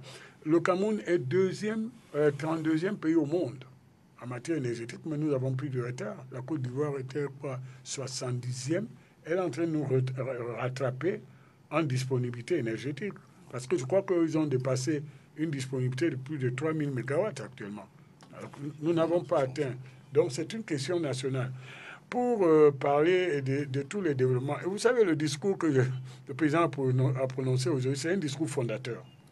Ce sont les grandes voies sur lesquelles il est convaincu. J'ai entendu. Hein. Voilà, et qui sont d'une urgence qu'il faut... Écoutez, ce n'est pas le président qui a invité le terrorisme dans le septentrion et demander à Biada de vous dire combien de milliards ça a avalé.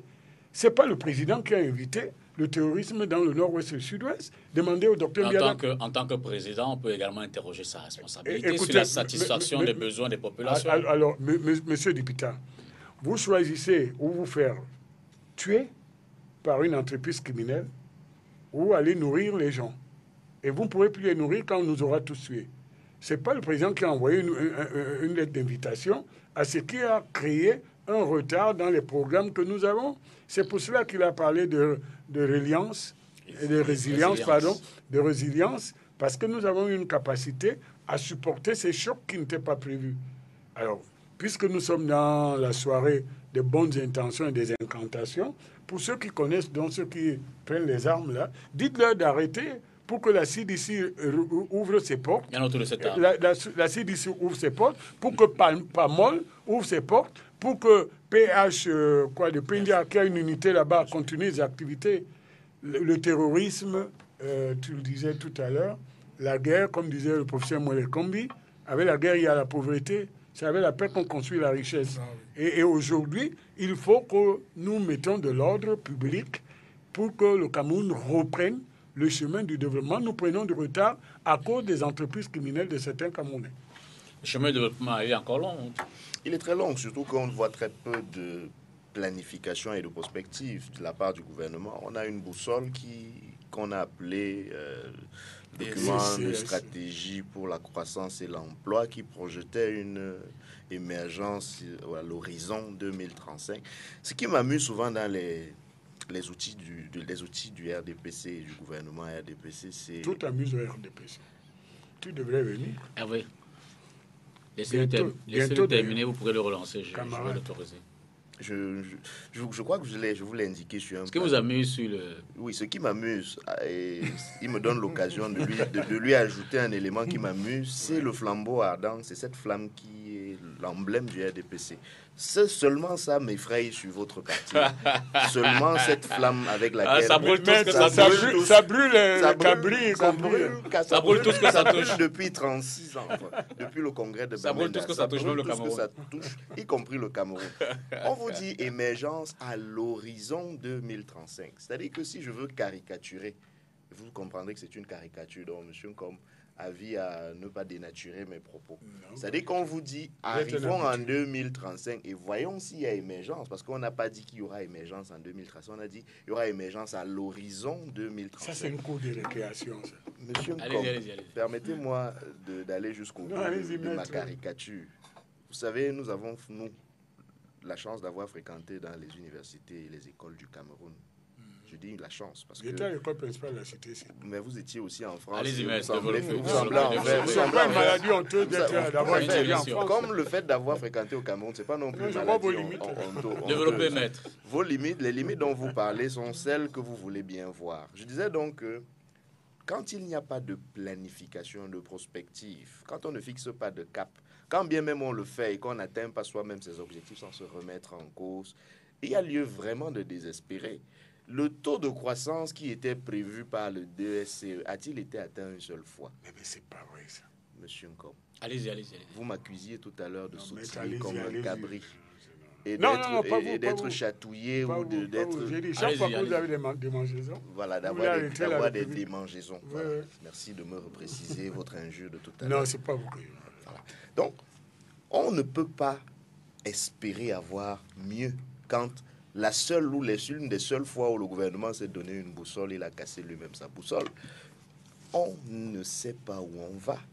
On a un discours fondateur, comme le dit M. Nkom, mais on l'a tous les 7 ans. Qu'est-ce qu'on fonde finalement?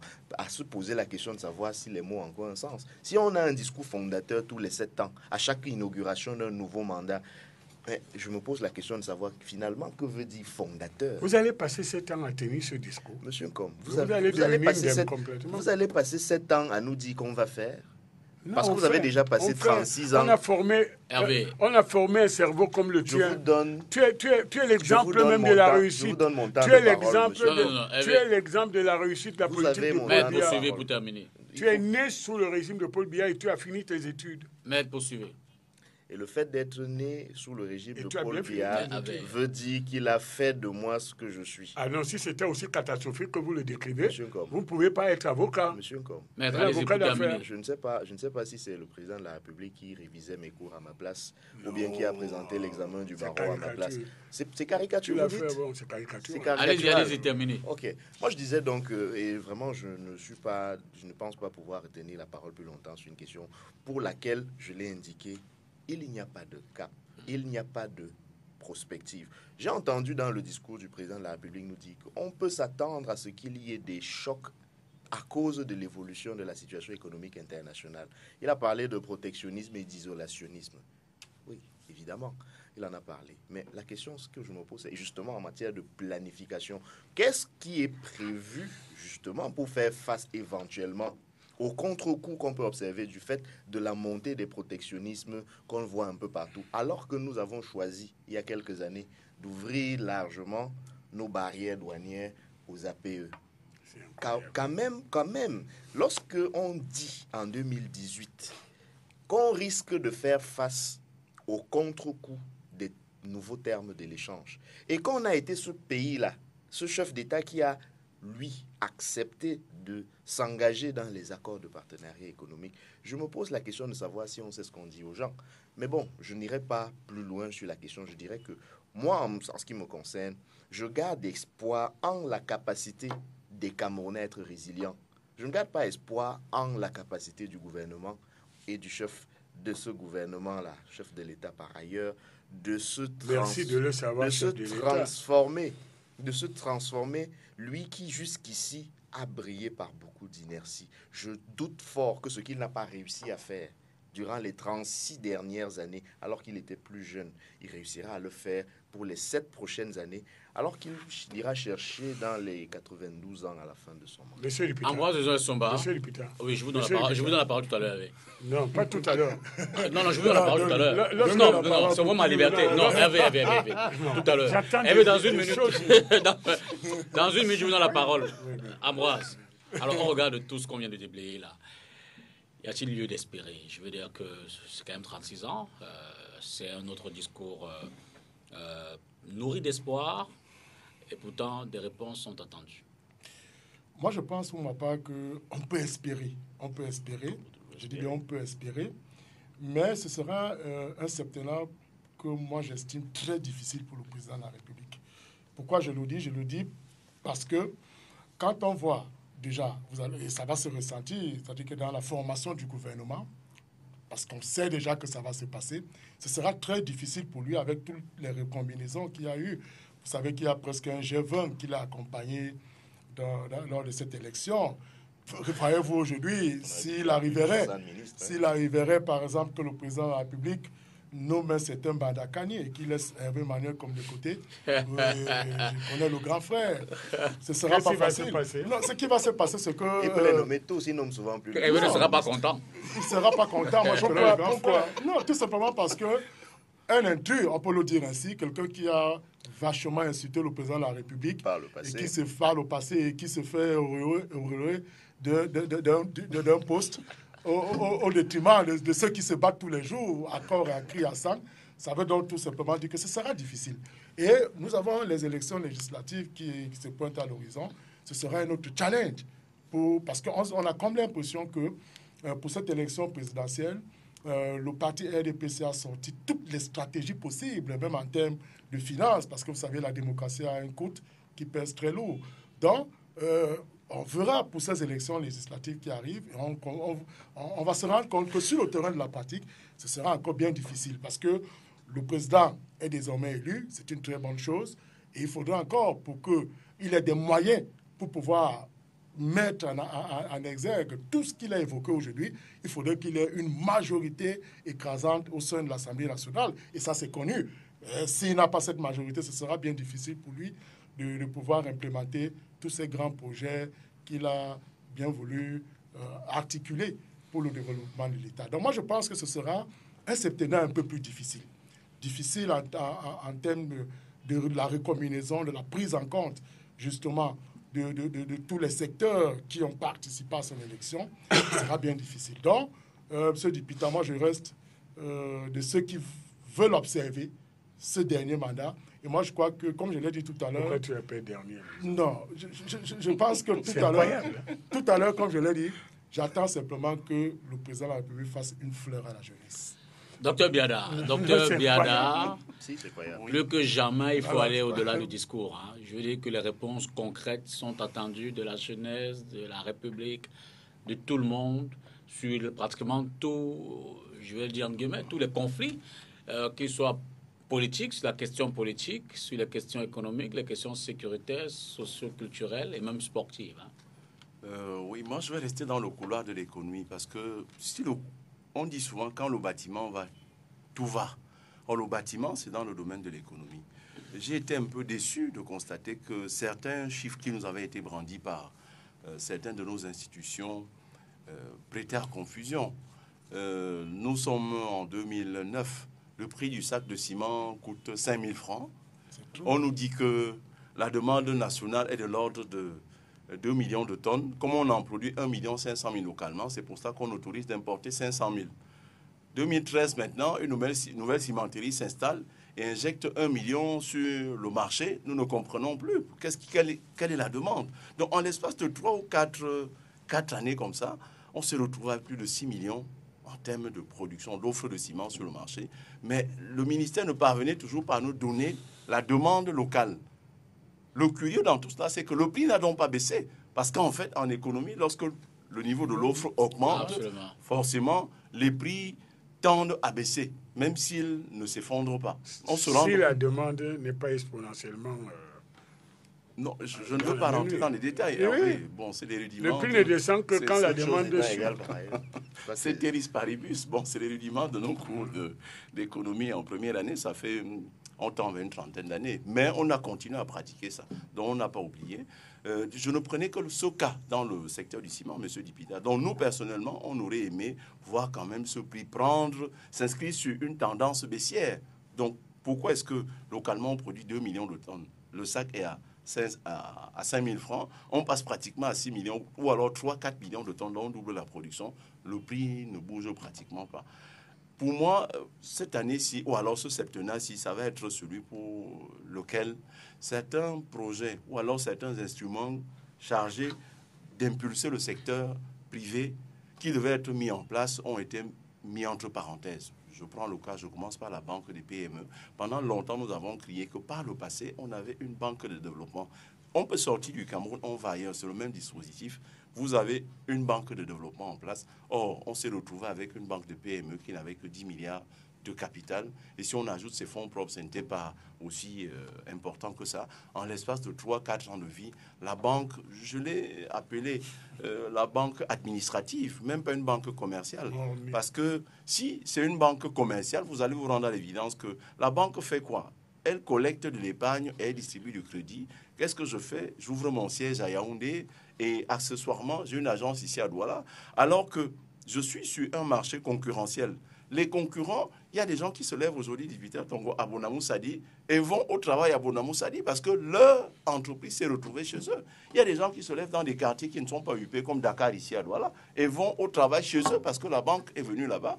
Or, tous ces agences-là, tout ce réseau permet donc de collecter l'épargne. Et c'est quand je collecte, ajouter à mes fonds propres, que je peux distribuer et gagner un peu d'argent.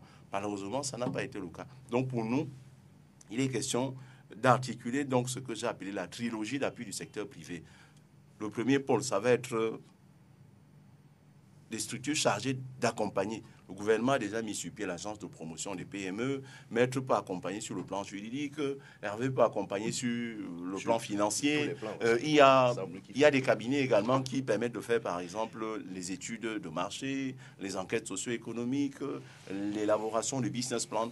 Ça, c'est le premier pôle. Le deuxième pôle, maintenant, j'ai appelé ça le pourvoyeur de fonds. Le pourvoyeur de fonds, ça va être une banque de développement qui prête à des taux bonifiés, pas à des taux, entre guillemets, prohibitifs comme cela. On ne peut pas investir en allant chercher 1 milliard de francs à 15% et on croit qu'on peut être compétitif sur un marché où les multinationales qui arrivent ici, nous avons la chance de voir ça tout le temps, parviennent à obtenir 40 milliards à 6%, parfois à moins de 6%. Donc localement, ce n'est pas possible. Donc une fois que j'ai ce pourvoyeur de fonds, le dernier pôle de ce triangle, de cette trilogie d'appui du secteur privé pour moi, c'est ce que j'ai appelé une institution de garantie. Une institution de garantie, rien à faire. Nous aurons même à créer notre agence nationale de développement des exportations, qu'il nous faudra toujours une institution de garantie. Parce que le FOGAP a montré ses limites. Le FOGAP, Hervé, il faut comprendre même le dispositif qui avait été mis en place pour financer le FOGAP, c'était quoi? Il y a une loi qui avait été prise par l'État qui dit, à la fin de chaque année, on va consolider l'ensemble des crédits qui ont été faits à la clientèle. Et on prélève 1% dessus pour financer le FOGAP. Ça s'est appelé la TDC, taxe sur la distribution du crédit. Et quand le Cameroun est rentré dans les fourches codines des bailleurs de fonds, 1986, à partir de 93, la loi de finances 93-94 a instruit la suppression de la TDC et vous voyez très bien que le FOGAP est mort. Donc, on ne peut pas mettre sur pied une institution comme celle-là et on ne compte que sur une source de financement pour pouvoir développer son activité. Donc, pour moi, il faut donc que cela soit mis en place. Il faudrait, M. Dibita, que le peu d'argent qu'on prélève, qu'on ne jette plus aussi. Souvenez-vous, on a appelé ça l'unité de montage des tracteurs des Bolova. Ce n'est pas normal que l'État s'endette, obtient beaucoup d'argent, fonce à Ebolova, met sur pied une unité de montage de tracteurs pour travailler dans une zone forestière alors que c'est inadapté. On aurait pu mettre ça à Yagua, on aurait pu mettre ça en savane, que cela nous aurait évité de voir ce qu'on est en train de faire là. À côté, je reste toujours dans le sud où l'État a lancé un projet. Nous avons eu la chance d'être un peu... un instant. L'UTIM, l'unité de transformation industrielle du manioc, les Indiens nous ont appuyés pour mettre sur pied cette structure. Et depuis 2014, l'État a transformé donc en Sotramas, société de transformation de manioc de 100 mm. Le ministère, la mairie est rentrée là-dedans pour développer. Mais le dispositif de gestion qui avait été mis en place, vraiment, ne pouvait donner que le mauvais résultat. Vous pouvez pas être à San Minima, un directeur général qui est à Yaoundé. Aller au travail devient une mission pour lui et vous collectez 500 000 à 600 000 de frais de mission à la fin de chaque année. Et à la fin de chaque mois, je veux dire, alors que vous devriez être là pour travailler, la structure n'a toujours pas bougé. Et enfin, je parle d'un projet que j'ai connu et qui n'a pas bougé, alors que pour ce septennat, si on transforme ce projet, même en une institution, le Cameroun sera très loin. Le PACD-PME, projet d'appui à la création et au développement des entreprises de transformation, de conservation des denrées locales de consommation de masse. C'est au ministère des PME, de l'économie sociale et de l'artisanat. Donc l'État peut également transformer ce projet en un établissement public administratif. Hervé, vous voulez rebondir? Non, je voulais rebondir. Non, à propos du 2SCE, je pense que c'était un bon document.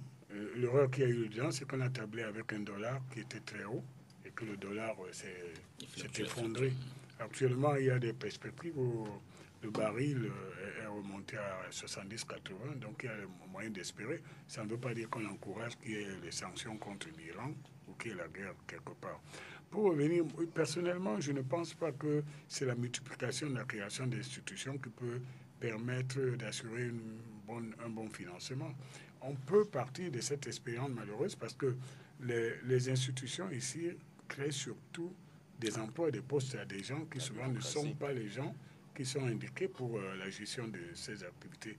Donc, par exemple, Dr Mbiada, l'État peut, en accord avec le secteur privé, bonifier des crédits à travers les institutions qui sont en place actuellement, bonifier des crédits, que ce soit dans le secteur agricole, que ce soit dans le secteur d'importation de la machinerie des petites et moyennes entreprises. Et ces bonifications vont permettre de baisser d'abord le taux que toi tu qualifies poliment de très agressif. Moi, je trouve uséraire parce qu'il empêche le développement du business. Et puis, accélérer le fait que les gens sortent du secteur informel. Parce que quand vous parlez de l'économie camerounaise aujourd'hui sur la base des chiffres publics, ce n'est pas la vraie économie.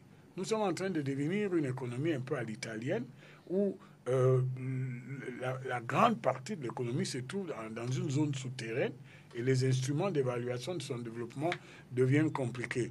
Mais bon, aujourd'hui, la volonté est là.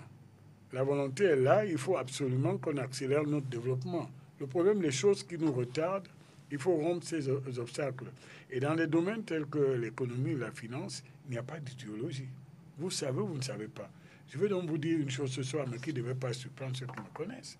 Dans le septennat des grandes opportunités, il faut améliorer la gouvernance des entreprises, qu'elles soient publiques ou privées. Et ça veut dire que là, il y a un problème d'ajustement en individu, en compétence. Il ne faut pas qu'on trouve quelqu'un qui vienne apprendre le métier sur le poste. Comme on a vu le cas des grandes entreprises qui sont même dans des secteurs stratégiques, et on envoie quelqu'un qui va prendre 3 mois pour aller à l'école de commerce, je ne sais pas, à Fontainebleau, pour apprendre à lire ce que c'est qu'un bilan. Ce sont des choses qui ne doivent plus avoir cours. Donc, sans tomber dans ce que Louison, le docteur Essomba, a essayé d'entraîner tout à l'heure, des problèmes d'individus, mais il y a une grande question sur quels sont les hommes qui doivent accompagner ce septennat des grandes opportunités.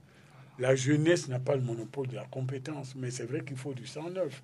Mais en réalité, il faut reclasser les gens et les mettre là où ils peuvent être utiles. Tout secteur confondu, y compris l'administration d'ailleurs, parce que en économie moderne, on évalue aujourd'hui la productivité de l'administration. Vous avez une administration budgétivore où les gens se croisent les doigts. Vous avez vu avec cette opération Manoupolite du ministre Motazé, il y a des choses incroyables qu'on découvre parce que c'était la culture du moment. Et je pense donc que le président, en proposant ce septennat des grandes opportunités, c'est aussi une proposition révolutionnaire. Il va falloir qu'il fasse le ménage pour que le Cameroun reprenne du muscle et la souplesse qu'il faut pour aller. Vous savez qu'au lendemain de chaque investiture, on se dit toujours que le président doit faire le ménage. Ça n'a pas toujours été au degré des attentes. Mais là, on est dans une situation où il faut faire le ménage. On est au moins d'accord. Quand vous réunissez des talents comme ce soir, quelle que soit l'appartenance politique, vous voyez que le Cameroun a des hommes et des femmes qui sont capables de pousser la machine. Et ces hommes-là, le président doit les utiliser pour que nous rentrons vraiment dans un autre cycle. Mais on revient à la question. La condition, c'est l'ordre public. Il faut qu'il y ait l'ordre, l'unité, pour que nous rentrons. Et là, vous voyez qu'on n'est pas opposé sur certaines grandes questions sur les hommes. Il y a des bons et des mauvais dans tous les camps. Vous avez des gens qui parasitent des situations qui ne sont pas justifiées. Et quand vous les mettez sur ces situations, ils tirent en arrière une machine dont le mouvement devrait aller de l'avant. Donc je pense donc que c'est un septennat que je crois qu'il ne sera pas aussi difficile que le docteur Luison l'a dit, mais c'est un septennat qui est un enjeu majeur, qui est aussi important que tous les autres, et peut-être beaucoup plus. En termes de pression. Beaucoup plus. Quant aux Jevins et de tous ceux qui ont voté pour le président, je pense qu'il faut quand même être sérieux.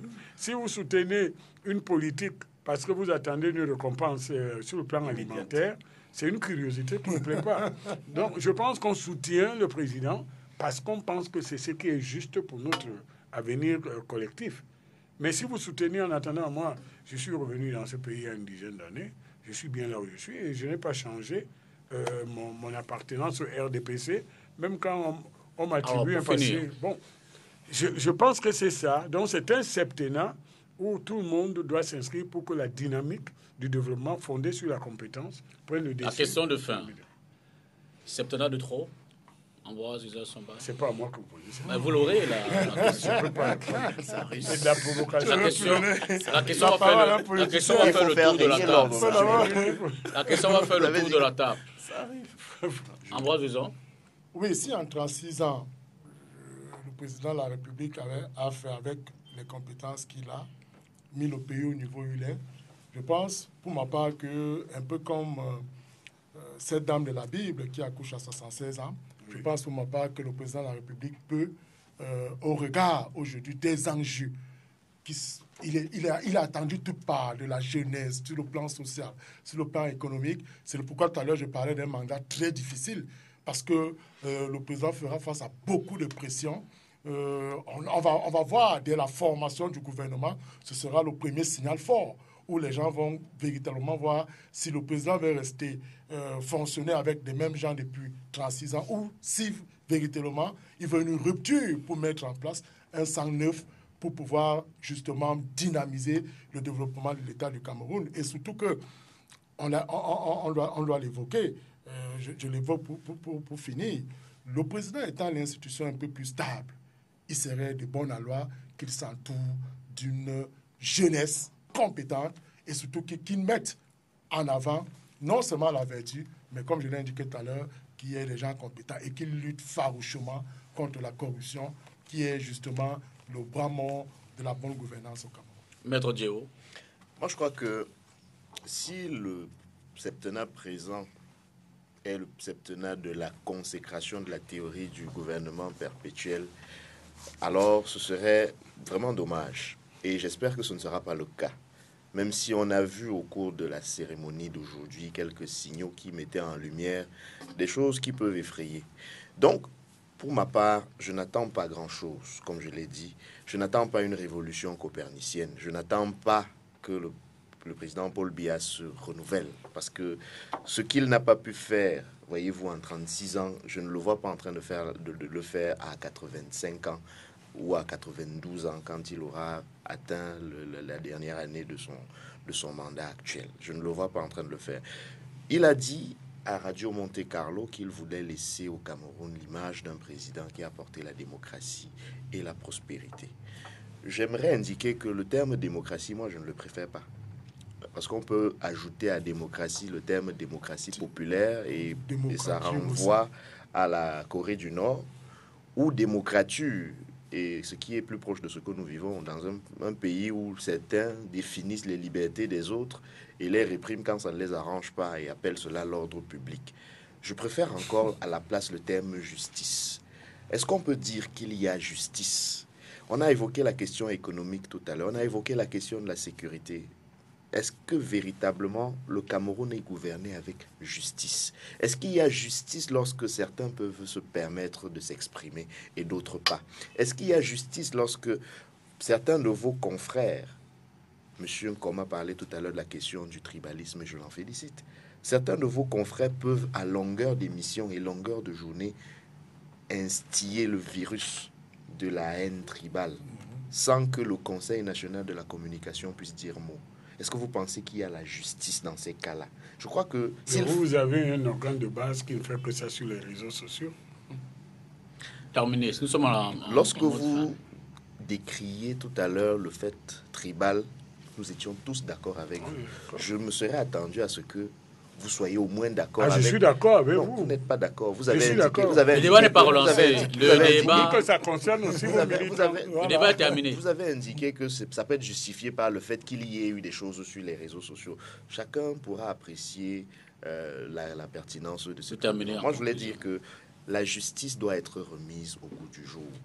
Cette justice-là va permettre que les investisseurs reviennent au Cameroun, parce que c'est cela aussi quand on parle de la sécurité juridique et de la sécurité judiciaire. C'est simplement pour dire qu'il faut qu'il y ait la justice dans la justice. Que si vous avez un investissement au Cameroun et que vous avez un problème avec votre partenaire, que vous puissiez toquer à la porte de l'institution judiciaire et d'avoir gain de cause selon le droit. Que vous puissiez ne pas voir ce qu'on a vu au Conseil constitutionnel, des juges s'ériger en avocats défenseurs d'un camp, comme on le voit souvent devant les juridictions, qu'on n'ait pas la notion d'ordre public à géométrie variable.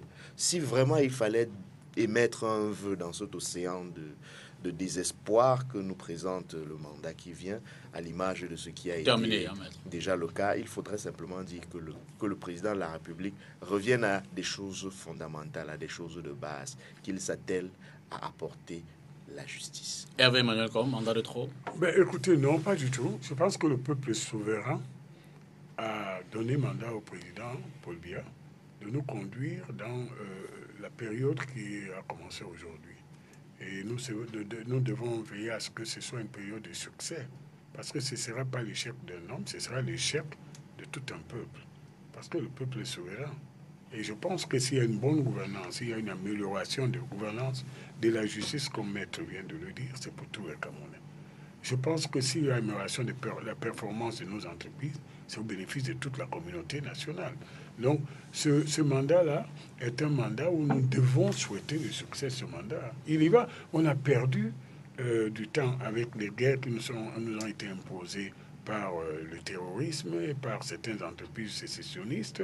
Nous devons essayer de rattraper cela. Donc, il faut souhaiter que ce mandat réussisse, évidemment, en intégrant les aspirations légitimes de certaines catégories sociales, socio-professionnelles, de la jeunesse, des femmes, et même des gens plus âgés qui estiment qu'ils n'ont pas toujours eu la reconnaissance de leurs compétences dans ce système, tel que certains ont essayé de le détourner.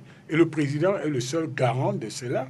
On ne peut pas faire l'économie de sa responsabilité. Il l'a déclaré aujourd'hui et il va le faire. Donc il faut le soutenir pour que ce soit un mandat à succès, et ce n'est pas un mandat de trop. Alors, le grand chantier dont moi je voudrais la réussite, c'est l'unité entre les Camerounais. Quelles que soient les opinions, comme on est autour de cette table aujourd'hui, qu'on ne se regarde plus en ennemi, que les groupes organisés qui prennent peut-être dans une campagne politique font ressortir le côté animal d'un homme, le tribalisme, la haine. Je pense que c'est un chantier aussi dans lequel nous devons inscrire. Et moi, je crois au fait que la loi est un facteur de régulation pour qu'une société ne déraille pas. Docteur Biada, mandat de trop? Non, je ne peux pas dire un mandat de trop. Vous direz Tu as évolué, hein. C'est un homme de gauche. Non. Les hommes de gauche ne s'opposent pas forcément à ceux qui sont au pouvoir. Alors, mandat de trop, non, pas du tout. La loi constitutionnelle du 18 janvier 1996, on en a parlé tout à l'heure, avait prévu la mise en place d'un certain nombre d'institutions. Donc cela n'a pas encore été entièrement mis en place. Et comme c'était une initiative du président qui a prêté serment ce matin, je crois que c'est ce mandat qui lui permettra donc de parachever la mise en place intégrale de toutes les institutions qui avaient été prévues. Et pour cela, je souhaite donc que quand c'est fait, le pays a eu quelques soucis en 1986 lorsqu'il a voulu mettre sur pied son plan directeur d'industrialisation. Depuis cette année-ci, le plan directeur d'industrialisation du Cameroun a été réalisé et réactualisé. Je crois que ce mandat-ci, en 7 ans, on pourra donc effectivement faire en sorte que le Cameroun retrouve l'émergence qu'on a plutôt à l'horizon 2035. Si on met en œuvre le plan directeur d'industrialisation, je suis convaincu que nous n'aurons pas à attendre 2035 pour voir l'émergence qui est contenue et encadrée par le document de stratégie pour la croissance et l'emploi. Paul Biya, encore 7 ans, on verra tout cela durant ce nouveau mandat. Merci d'avoir suivi cette émission. Jeudi, entretien. Et mardi prochain, carte sur table. N'oubliez pas le rendez-vous le dimanche, 7 hebdo avec les Larènes Gange. Bonsoir.